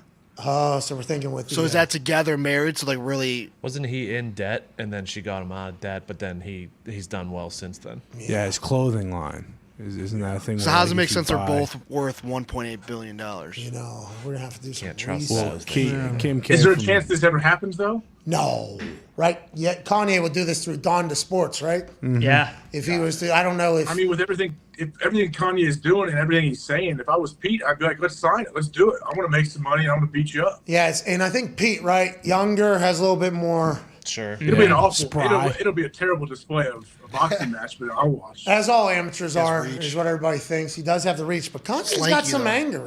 Yeah. He's not happy Spark in this plug. entire thing. Yeah, he's got the motivation. You can maybe get AB on the undercard. Well, that's a Kanye is also best friends with Mayweather, right? Yeah, I think the money team is a part of Dahn to Sports. Dahn to Sports. They were conversation. they were in that room photo. together. Yeah. Where it happened. But I like that Jake Paul saying, hey, Madonna watch. sing the national anthem then? Well, yeah, because she was bald. She was also Yep. there, yeah.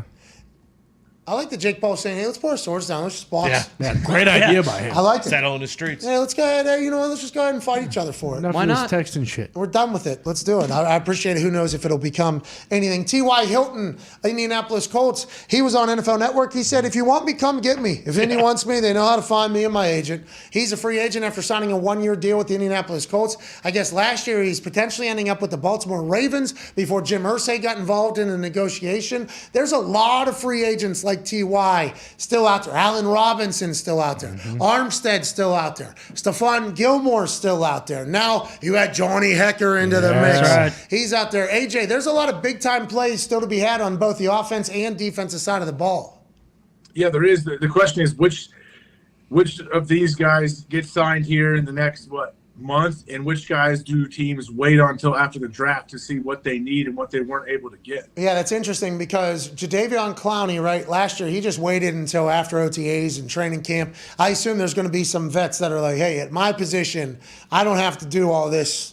I can wait and see who gets an injury maybe in camp, who will be the best situation, draft-wise, exactly who still has a need and puts me in a good spot competitive-wise. But whenever you look at like Cordero Patterson, who just had a rebirth year down at the Atlanta Falcons, being the running back, wide receiver, returner extraordinaire, he's going to be a viable option for a lot of people. You look over at Leonard Fournette. He's had a, playoff Lenny run over there. Tyran Mathieu. I mean, there is a lot of big-time fucking... Miles Jack got dumped from the Jacksonville Jaguars. He's a stud and has been a stud down there, let alone Bobby Wagner, Kyle Van Noy, and Hicks, who are still in the market. There's a lot of big-time names out there. Today, the Ravens signed Marcus Williams, their top right safety, to 5 years, $70 million. So he got some big fucking money coming from the Saints. What's the follow-up sentence, though? Good question. Let me find it. Because remember, you're only. Right. I thought we were reporting only. Let me see. Also, Jarvis on that list. Jarvis Landry makes any team immediately better, and he's like a leader too. I assume Jarvis has I get to pick where I want to go at this point. You think or no? Yeah. Yeah, I'm sure it depends on what he's asking, what kind of deal he wants. What's Odell? I thought Odell was going back to L.A. I thought that was a done deal. We haven't really heard that much. Yeah, I don't even know if teams are doing much work on him because I think it is just assumed that he is going to work something out with the Rams and go back there. How happy was Sean McVay when Odell Beckham got on their team? All right, we're throwing to this guy every fucking time. All right, we're going to every time we get in the red zone, this is what we're doing, Matt. Okay, you're going to drop back in the shotgun. We're going to go ahead and put Odell on one side. We don't give a fuck who they got over there. We're throwing it that way 4 straight times if we have to. It was just like a touchdown after touchdown. That's just 1 year together, a couple weeks together. If he continues, there's been no conversation about him retiring, right? No, none. Thank God. And him blowing his knee out, right? That would probably deter teams from going after him too. Oh yeah, in the Super Bowl. I completely forgot. He was about to have 100. Yeah, they're in no hurry. Teams aren't in any hurry to go sign Odell. If he looks like he's healthy in July, August, and he can play, and he's not signed, then I would imagine teams will start looking. This might be the same thing about Jimmy G and that shoulder. You know, now Deshaun's available for teams. That's kind of the distraction for most quarterback-needy teams. Granted, the Colts have been turned down from that. The Colts, though, it has to be the Colts. For Jimmy G, I would imagine their only option right now is Jimmy G. Hey, listen. Bring Nona on here. We'll have some Subway, a little gabagool with the mozzarella and the tomatoes and the olive oil. Sure. That sandwich is probably going to stink. Oh, yeah. Nona sandwich? Well, it just looks like a salad sandwich. The Italian ain't a salad sandwich. No, it looks bad. Can you put Nona's gravy on there, though? Well, no, it doesn't cook. Well, no, it doesn't. Unfortunately. I don't know if I buy that. The meatball sub, worst thing ever invented. I don't know about that. Some gabagoo. See? Yeah. This is you. Why did they say Capicola on the commercial? I wonder. That was kind of. Well, because that's just traditional American fucking advertising. They don't. You're saying like they're talking to a bunch of yeah. people that never heard of the gabagoom and the pinky ring and the Capicola and the Jimmy G's and Nona doesn't cook anymore. I'm gonna let you get away with this because I know you're hurting inside and you need Jimmy and Indy. Jimmy, there's a lot of Italians around here, Jimmy. Welcome, hey, friend of ours. Hey, what you say, Jimmy? Hey, come on through there. Get some good gabagoo. Tony's Steakhouse, a new thing. That's right. Down here. What's that, dude? Tony's Steakhouse has been a good restaurant for a long time. Okay, well, that's what I'm saying. Exactly. Yeah. Bingo. Enjoy it, Jimmy. Exactly. Jim. You're welcome, Jimmy. Fucking Shregs tried to put it on the map. It's been on the map, okay, Shregs? Oh, Shregs. Jeez Louise. Ricochet. Let's bounce around a little bit. Mitchell Trubisky's contract with the Pittsburgh Steelers is 2 years, $14 million. Now, is there incentives based in there? I would assume he can run that thing up. Very similar to the contract that Teddy Bridgewater got from Miami. Sweet. Welcome to Mitchburg, though. It's just too damn clean. He looks great in the Steelers uniform. And I think the Pittsburgh Steelers fans at this point, and this is just talking to 1, 2, 3 of them here in person today with CFO Phil in the building, which you know what that means, potentially up to something. Oh. But the entire thing is like, yeah, we knew we were going to have to get some new quarterback, a guy who had been around before. $7 million a year seems like a great price to get a starting quarterback in the NFL, and maybe Mitchell goes on to dominate. Is that how you all feel? Is that how you feel, Ted? Yeah, like a little bit ago, I thought, hey, let's get one of these last chance Q guys. And if it works out, great, awesome. And if it doesn't work out, then you got next year's draft for someone who is a much better draft, they say, next year. But I like Mitch. He was a high draft pick. He's got the talent. Oh, yeah. The team that he played for before stinks. Like, that organization stinks. Yeah, the Buffalo Bills? No. The Bears. Oh, the Chicago Bears. He thrived in Buffalo. He didn't play for the Bills. No, he had 6 throws. I think he was 6 of 6 for 340 yards. Look good. Ooh, is that preseason or actual season? 6 of 6 for playoff game, I think. Whenever they were motorboating. Yeah, it's fourth quarter, 2 minute. Yeah, he was 6 for 6, 340. 340, That guy's unbelievable. Let's not forget the MVP. Yeah, the MVP. The only MVP. I just can't let you guys get away with this. Mute that. Trubisky Mute that. stinks, guys. You guys gave me hell for having Goff as my quarterback. Goff is He used to a million destroy the times Lions, by better the way. Than Mitch Trubisky. Yeah, didn't Mitch own the Lions? Yeah, Mitch he owns the owned the Lions. Lions. Goff went to a Super Bowl. Real quick, Goff, $30 million a year. Mitchell Trubisky, $7 million. Yeah, but Trubisky stinks. Okay, well, hey, he's a $7 million quarterback. I can't believe you guys are this excited. You're for saying him. he's a $7 million Why quarterback. weren't you excited before he signed with Pittsburgh? I didn't hear him say a good word about Mitch before he signed with Pittsburgh. Oh, Tone? Check the Nick, everybody. Check the receipts, dude. It's on Twitter. No, somebody brought up some real receipts from like a few years Oh, back. yeah. Who did? BDIs used to call them. About you. I talking deleted all those, so good luck. What? Well, others didn't. Like a shark's eyes. Killer. What did Diggs do?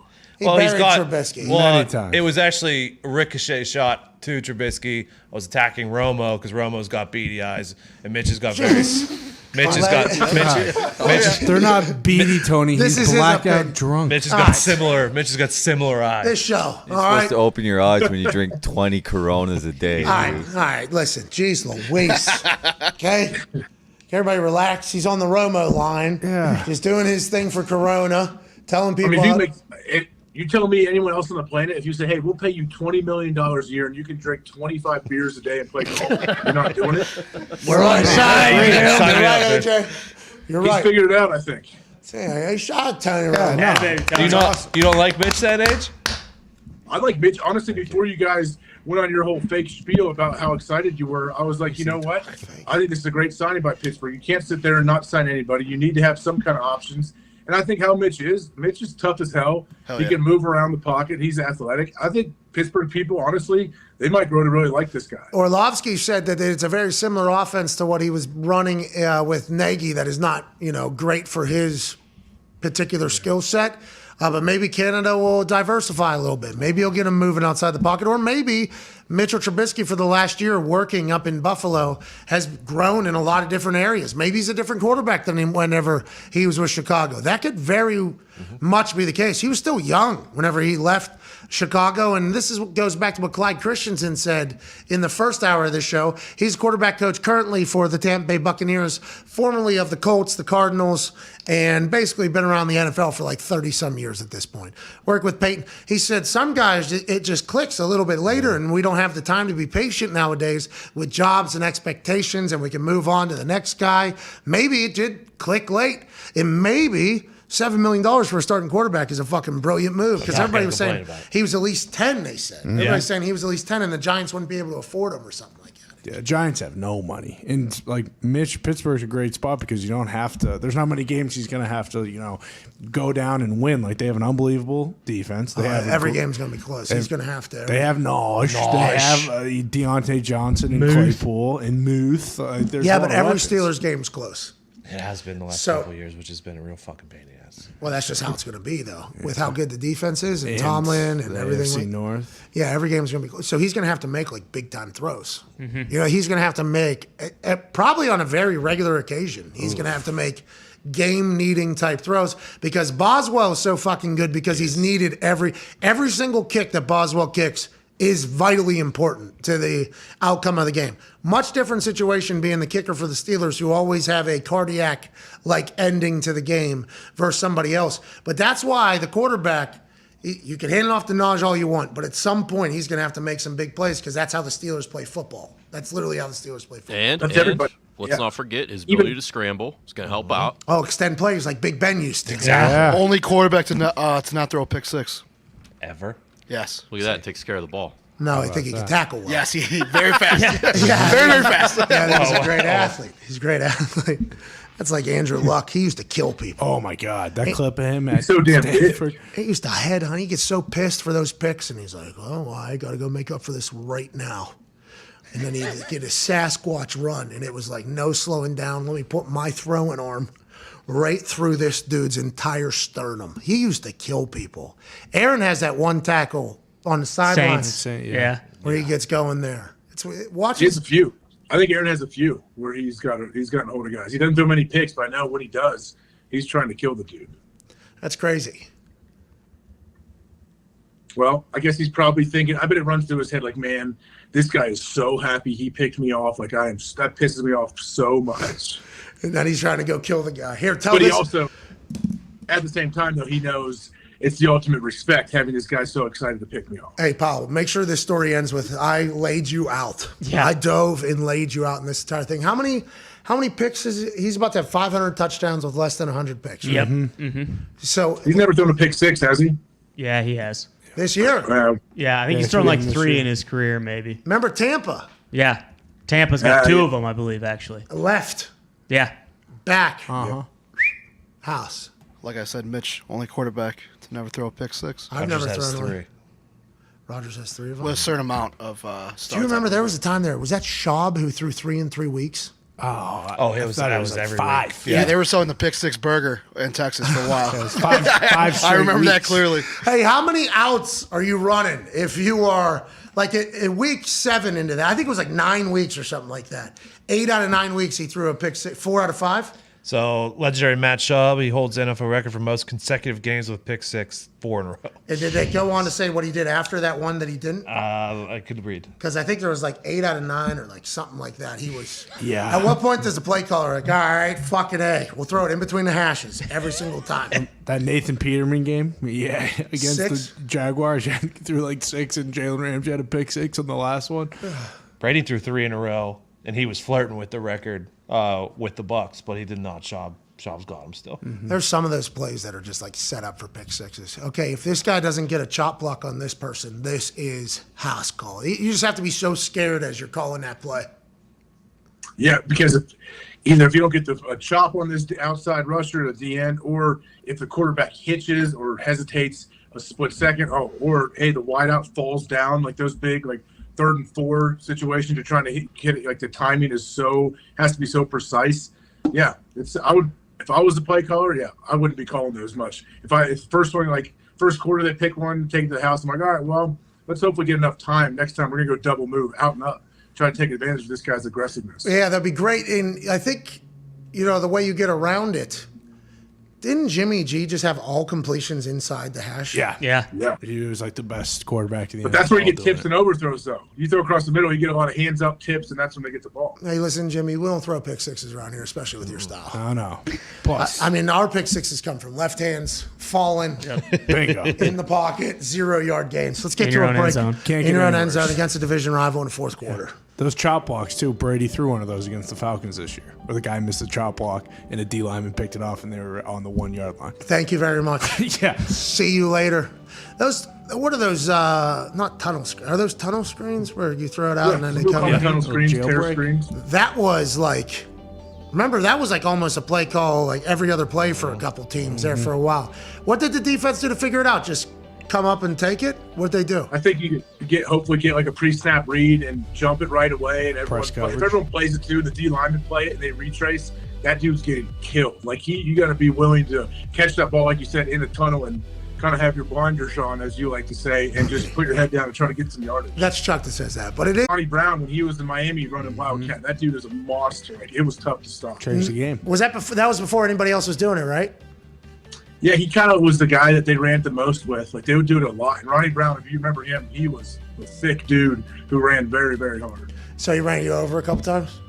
Probably. Hopefully my buddies were there to help me get him down at least. Hey, that's good team football. Hell yeah. Against New England, him and Ricky Williams. They like birthed it, and they beat the piss out of us. And Bill Belichick said, this is never happening again. Yeah. We're back in 4 minutes. We will debut what Jimmy G will look like as a Colt. We'll answer some phone calls on a 5-hour energy phone line and wrap up this glorious Tuesday, March 15th. We appreciate you all.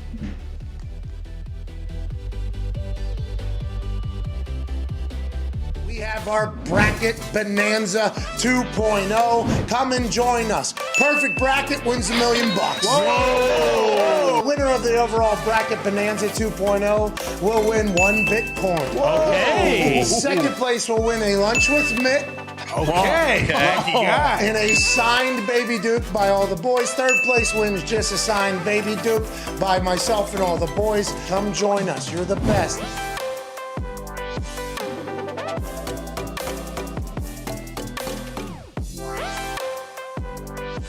Ladies and gentlemen, the head coach of the Pittsburgh Steelers, Coach Mike Tomlin. Oh, man, Pat, it's an honor to be on with you, man. Thanks for having me. You're a legend. Thank you for putting me through my workout and having the scouts actually come watch me kick at West Virginia. I don't think I've ever fully thanked you for that moment, Coach. No, man. I've drank the McAfee Kool-Aid for a long time. Let's get right into it. The locker room culture changed completely when I was in the league, from when I was a rookie to when I was done, and I retired after the 2016 season. Now it's even more different, I would assume, from when you came into Pittsburgh and everything like that. The dancing on the logo, the TikTok, everything like that you guys have had to experience. What is your messaging in there? How do you adapt and let players be themselves without, doing too much? Because that is a fine balance that you've been able to do, I think, in an incredible job with throughout your entire time in Pittsburgh. I think for me, more than anything, I try to stay connected. Just getting a sense of where these guys are coming from, what's in vogue for their generation, what captures their attention, how do they learn, how do they communicate, how do they interact with each other formally and informally. And I think being a parent kind of helps me. My boys are 19 and 20, so it's not much difference between them and some of the younger guys that I deal with here. And so for me, it's just about gaining an understanding, working to stay connected.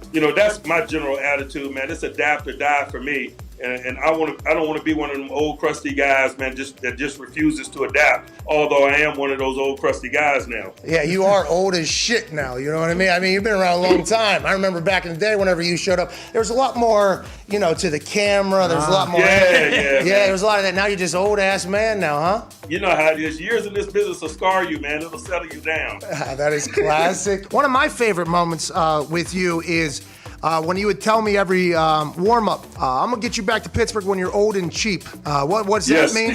What did that mean? And should that have been taken as a smack in the mouth, like whenever you said that to me?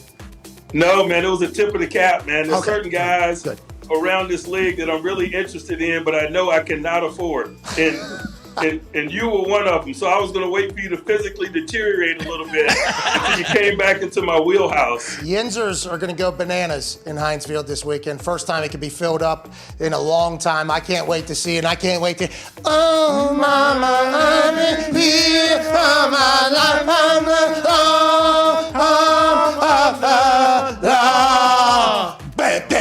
Is that your alarm clock? Yeah, just say yes, by the way. Yeah. It's my ringtone. It's my alarm clock. We appreciate you, Coach T. Last question before we let you go. Why'd you let Troy Polamalu do what he fucking did to me? Why'd you let... I know you've heard of this. Why? Well, that's a short side of the field. That's bad football. You guys coaching unsound football over there in Pittsburgh? How did that happen? We know you and love you as a man. But on Sundays in the fall, man, you're the nameless gray faces that we... All right, ladies and gentlemen, head coach of the Pittsburgh Steelers, never had a losing season, absolute legend, two-time Super Bowl champion, Mike Tomlin. Yeah! Thank you, Coach. Yeah!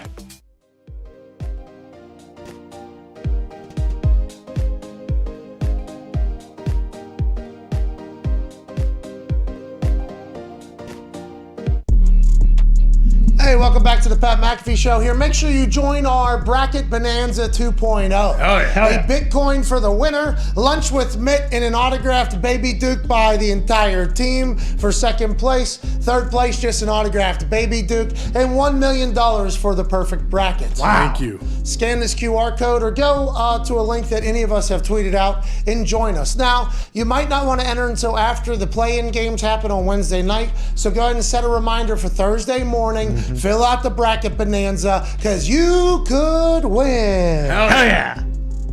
AJ, did you put your teams in? Can I enter? Yeah, if you come in last place, you get the job shadow, Tone Diggs. Woo! I would love to do that. Yeah. All right. Pick all the 16 seeds. Oh. Uh-huh. But then you're sacrificing. Exactly. For the Bitcoin. So this is like a high-low pot here. This is a high-low pot in poker cards. Yeah. There's some games that you split the pot here. Unless, maybe it's just upset city and all the 16s go on a run. Bingo. Even one of them. You come in last place, you get the job shadow, Tone Diggs on a Friday. Come in first place, you get a Bitcoin. Make the decision. Yeah. It's a win. It's tough. How'd you work out second place with Mitt? What's that, pal? How'd you get second place with Mitt? It was we took a focus group, and then we really sat down in a boardroom. Yep. And we had a pitch deck. That's right. And people presented cases for what could be options for the second place. And ultimately, the board voted, and it was lunch with Mitt and an autographed Baby Duke. Absolutely, because the cash value of a lunch with Mitt is roughly like $30,000. I don't know what Bitcoin's at right now. Yeah, depending on the ebbs and flows. Exactly, but it was like, okay, so that's kind of right in there. Yeah, so that's what we had to do. You should have seen the whole presentation. It was definitely one. It was not a decision that was made in 90 seconds. No. Oh shit, we need to give stuff away. No, No, we don't do that. Not here. Not now. Because the amount of winners Mitt will not give this too. program. Not this program, AJ. You can't wait to hit the fucking. One Bitcoin. I would love to win a Bitcoin. Well, then go get your bracket Bonanza 2.0 on. Wednesday night. I'll set my reminder just like you told me. Thursday morning, I'll enter. Okay, perfect. Today's show is presented by SeatGeek. SeatGeek usually only does first-time codes, but listeners of this program get 10% off at the link in the description on YouTube. Yeah. It works for WrestleMania, the NBA, What? NHL, What? concerts. What? Zach Brown out in the middle tour. That's Bingo. right. Can't wait to get to that. And of course, March Madness. Oh, yeah. Dumpy and Ty used SeatGeek for the Iowa game on Saturday and had a great time. Some of the boys will probably be back. Hell yeah. Some of the boys will probably be back. Hell yeah. Damn right. Some boys will probably be back on the ticket rating system for the second round this weekend. Oh, man. Recount this weekend. Jeez. Oh, no. Bruce. Can't have it, Bruce. I mean, incredible alliteration on the boys will probably be back. I mean, that is perfect alliteration.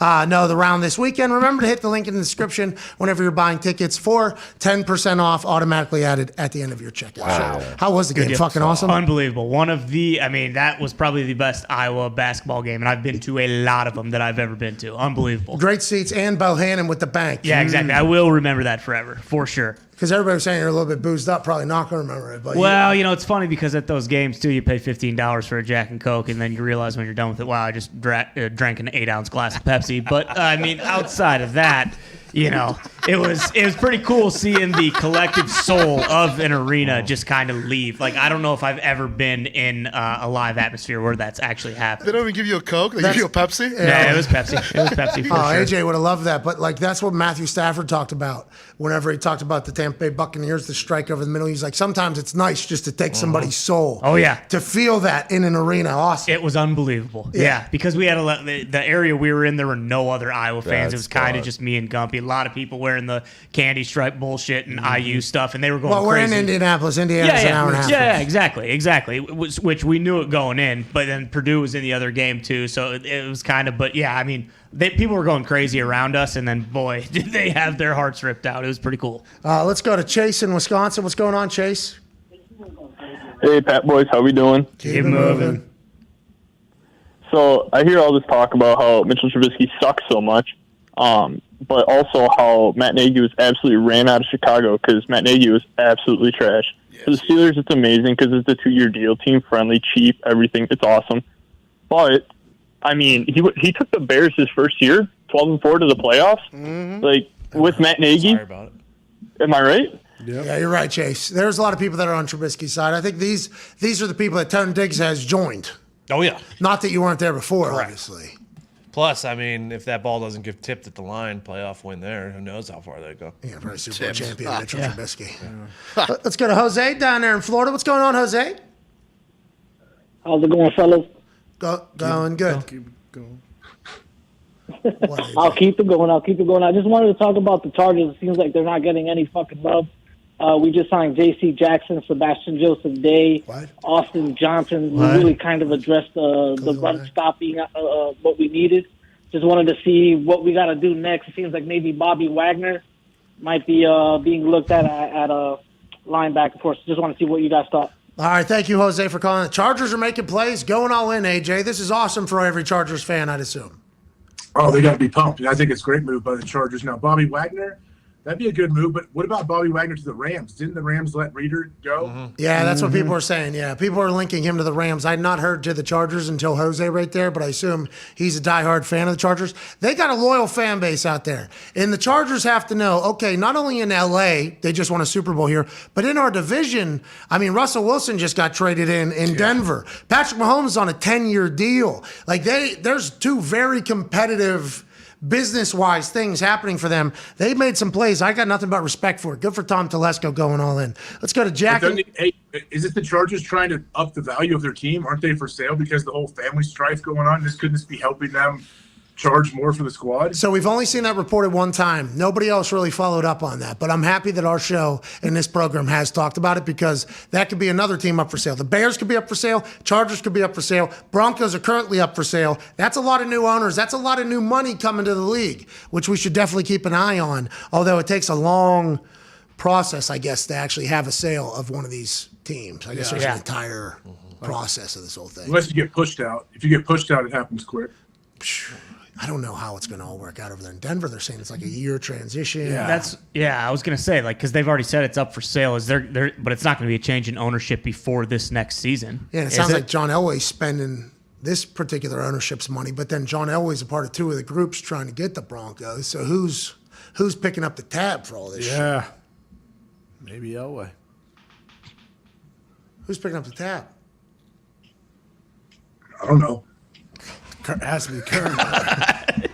You asking me? You talking to me? What was that? All right. We got a minute left on radio. Why are you wearing a blue I don't know. today? What is that all about, you think? Matches It's nice outside. It's because I got the khaki shorts on. Yeah. It's good. Oh, it looks good.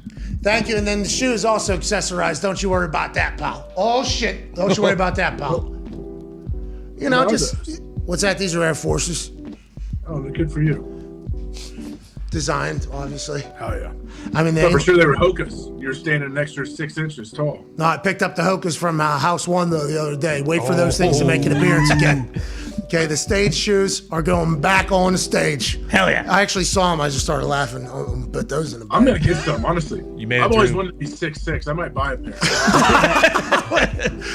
That is Where Are They Headed? Tuesday, March 15th, 2022.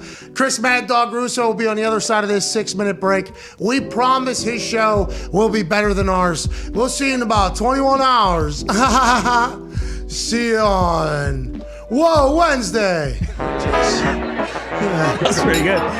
Stretch it a little bit. Stretch it. That wasn't my best. But it might be Wednesday tomorrow. Yeah. Jimmy G's on the Colts tomorrow. Yeah. Deshaun Watson's on a new team tomorrow. New league year. Oh my God! Yeah, tomorrow is Happy Wednesday. New League year. Happy. Hey, how did Shefty mess that up? How did he mess up the original Deshaun Watson situation? His original tweet, wasn't he getting a bunch of heat for it, like claiming he was innocent when people were trying to say, oh, he's not innocent, just not enough information or not enough evidence to charge him officially? Yeah, the thing that we learned from his entire process is that just because the grand jury chose not to indict Deshaun Watson does not mean he's innocent, is what the internet was trying to inform Schefter of, because the way it read was like, hey, Deshaun's been saying he's been innocent this entire time. Now he got some vindication. Now, if I'm Deshaun Watson, I don't think what Schefter said there was, like Deshaun Watson, I do believe probably felt like, this is kind of what I've been saying this entire time. But the internet was saying that does not mean he's innocent. Now, we all knew, though, immediately upon that happening, the NFL and the teams that were interested, they were going to be like, sounds like he's innocent to us. Yeah. I'm not saying it's right. The internet obviously said that was wrong, but that is 1,000% what's going on in the NFL right now, AJ. Yeah, I saw Louis Riddick actually earlier today. He was talking about it on SportsCenter or whatever he was on. Yeah, he was just saying how each team has to kind of weigh everything involved. How much is it going to cost to get this guy? How does everyone in the organization feel? How do our fans feel? Like, you have to really think about everything when you're thinking about going after him. Well, suspensions, too, that could potentially be looming from Roger Which Goodell. will be, right? Like, if people got suspended for, Tom Brady was suspended how many? 4 or 6 games? 4 games. 4.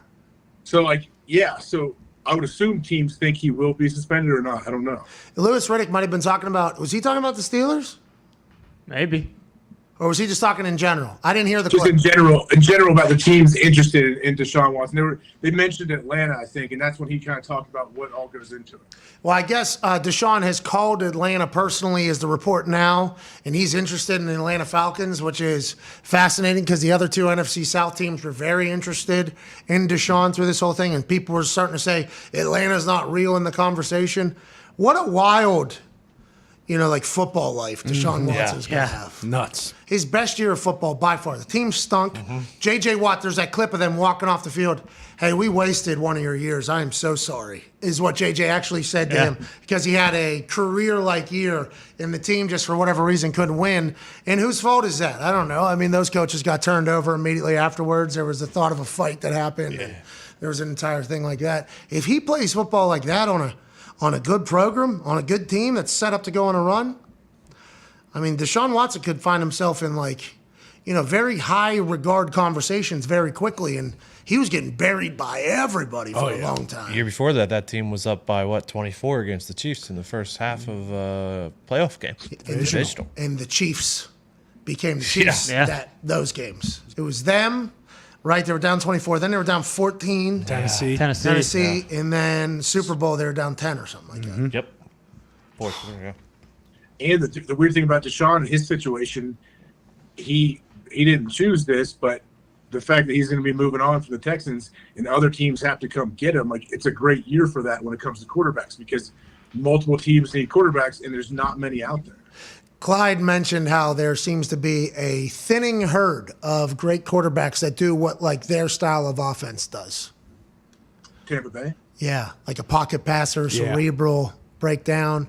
He said the offenses are changing. It's getting, it's starting to become sandlot football, I believe, is how he started to describe it. In the NFL, it's just there's some offenses that seem to have the most success that are a little bit different than that, unless you have a Lamar Jackson who can just dominate a game. I'm excited to see him all the way back, too. Yeah.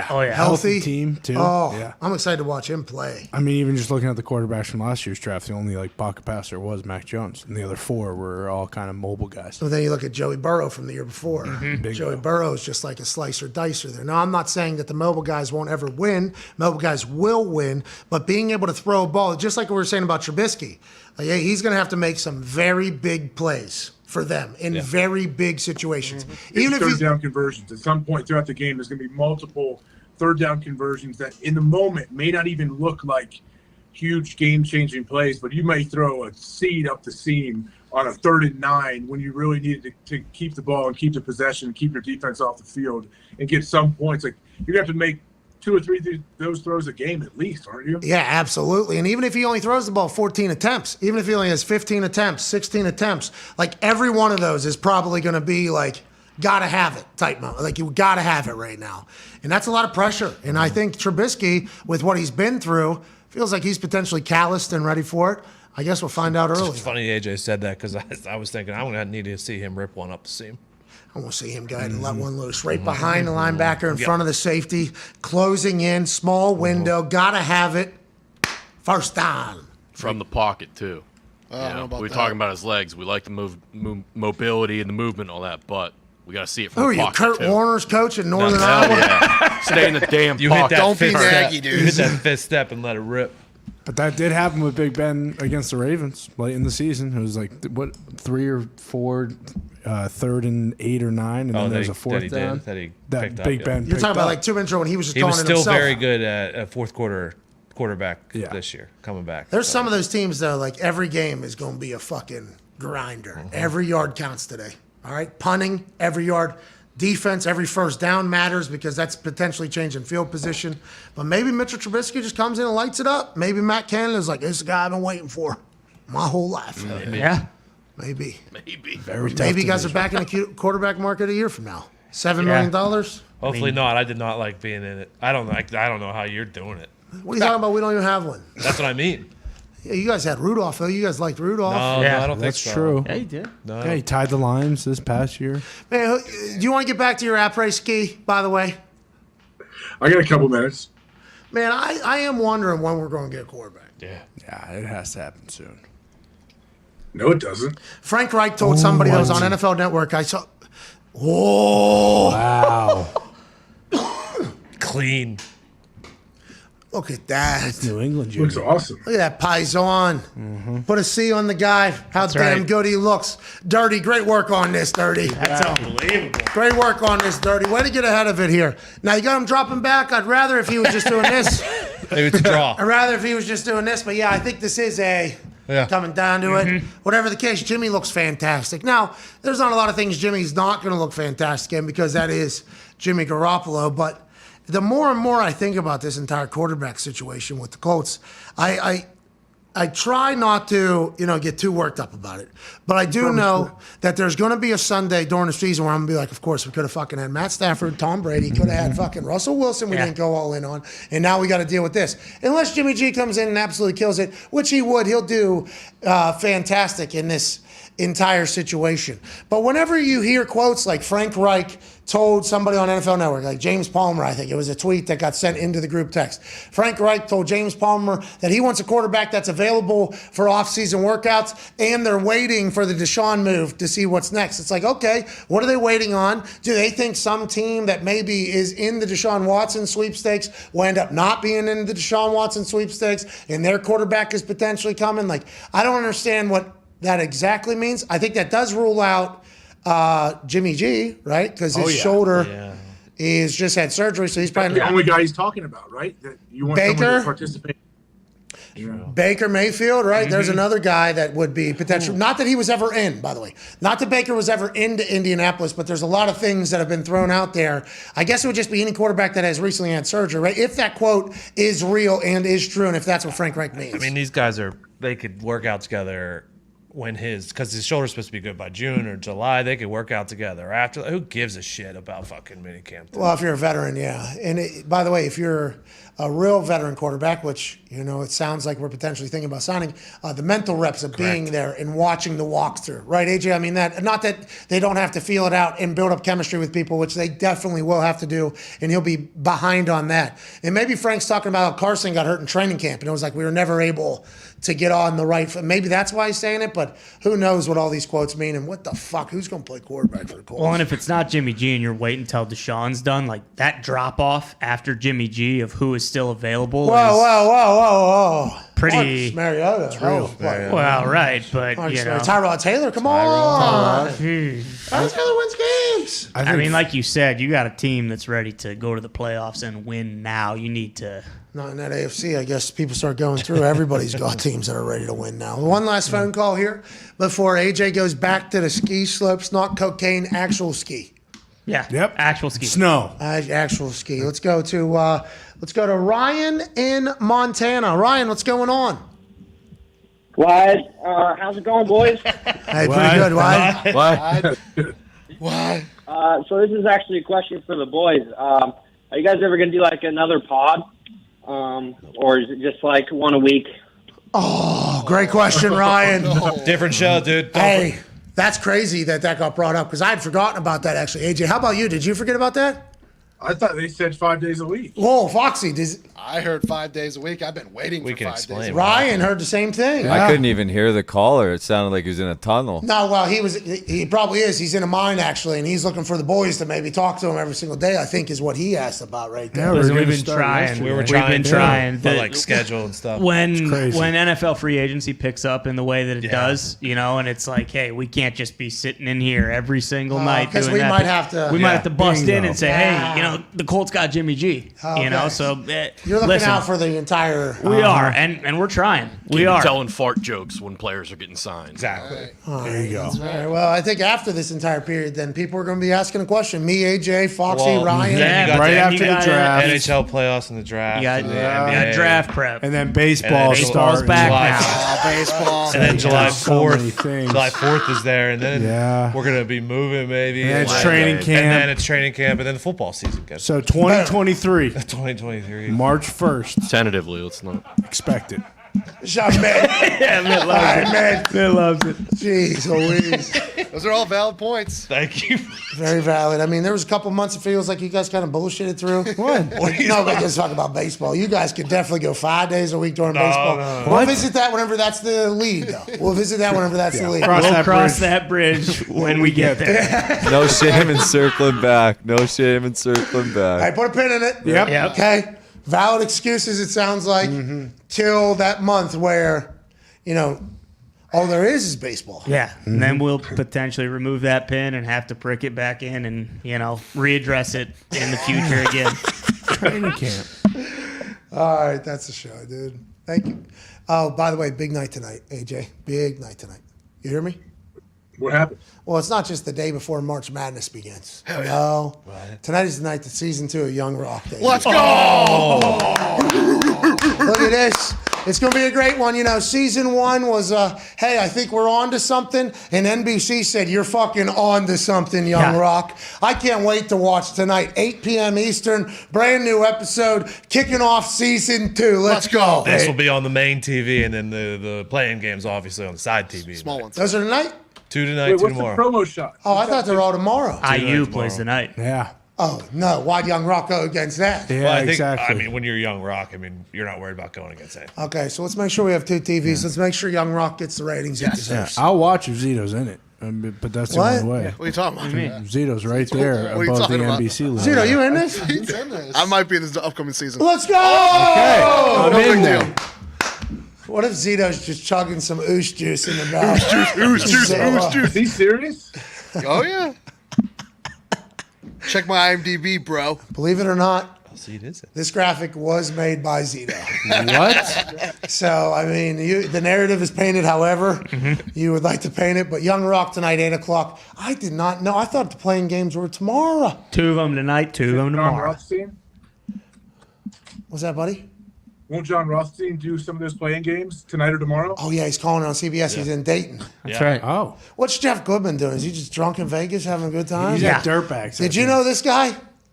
John Goodman? No. By the way, Hell of an actor. We ran the hoop on that yesterday. we had a similar conversation. Oh, Jeff Goodman. I do not know him. I know Jeff Goldblum. Sure. Also, And John Goodman. Yeah, there's a lot of goods we can run through. Jeff Goodman. Guy, how many were you going to get to? Your head. I was thinking that. Yeah. I saw you working. All right, get back to your vacation. We thank you for joining us.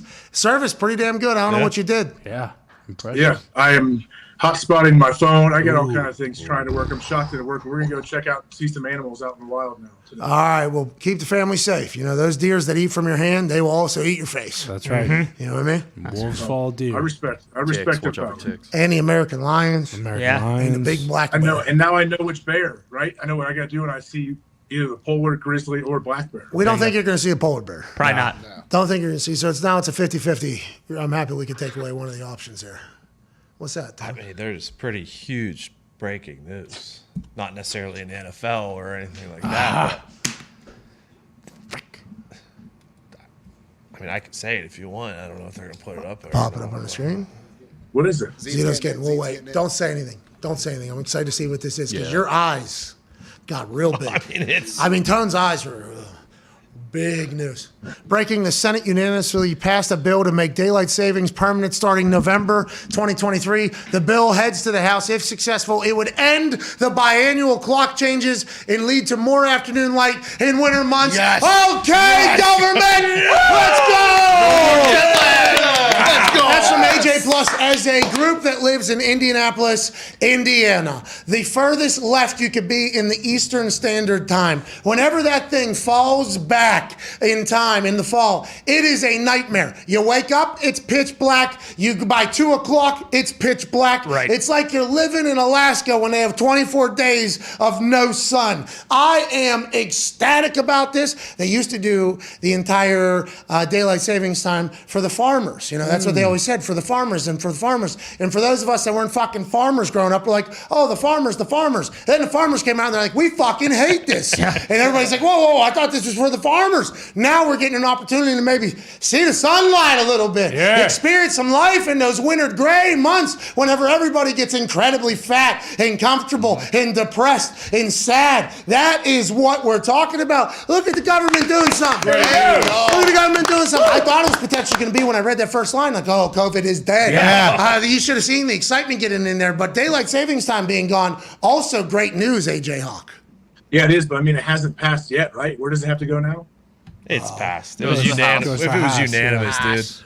Yeah, but we don't know Okay, what good. any of this means. I Right? hope the House passes it then. So we have 2 more, that means? If the Senate's unanimous, then Listen, it there's passed. checks and balances. That's right. Okay, and there's 3 different branches That's right. that need to get through it. And everybody's going to talk about it, and they're going to swing their hammers and Yay, nay. They're going to do all that stuff. What we need to know is more sunlight in the middle of America. Hell yeah. Man, this is great news. Holy shit.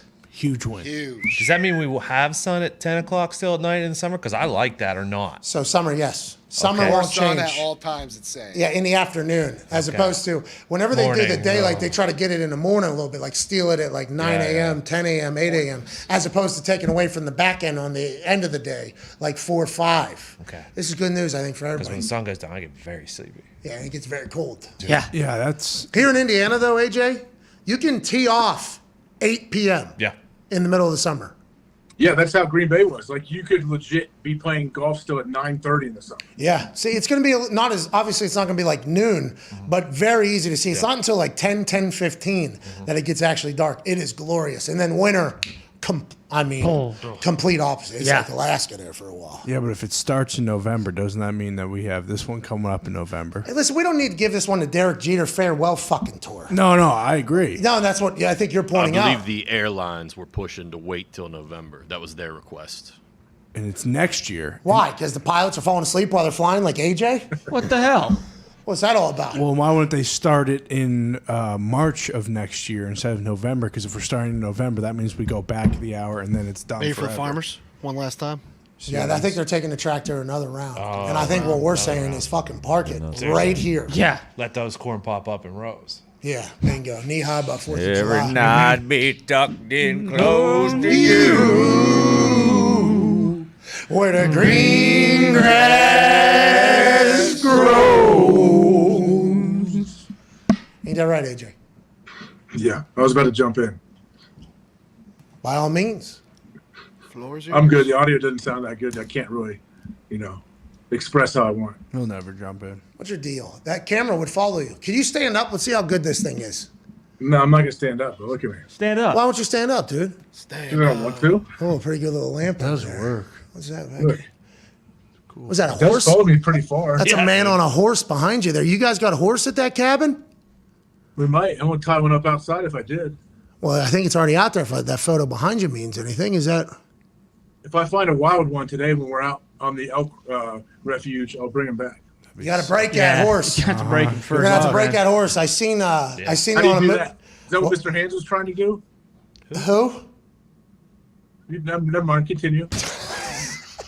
What was I assume that guy was doing terrible. something terrible with a horse. Yeah, What is your probably. deal? Jesus. Go back to your Just Google toxic. it. Just I'm not. take a Google on I'm that. not googling it. But anyways, if you got to break a horse out there, it's not as easy as you're just saying. it. No. I saw Tim McGraw do it in half an hour on 1883. You just take it into a pond and walk it around in the water. Actually, that wasn't Tim. I mean, that was his friend that did it. But Well, I mean, Tim was on it. Well, I saw Joey Lawrence do it in Horse sense. Horse That's Sense. right.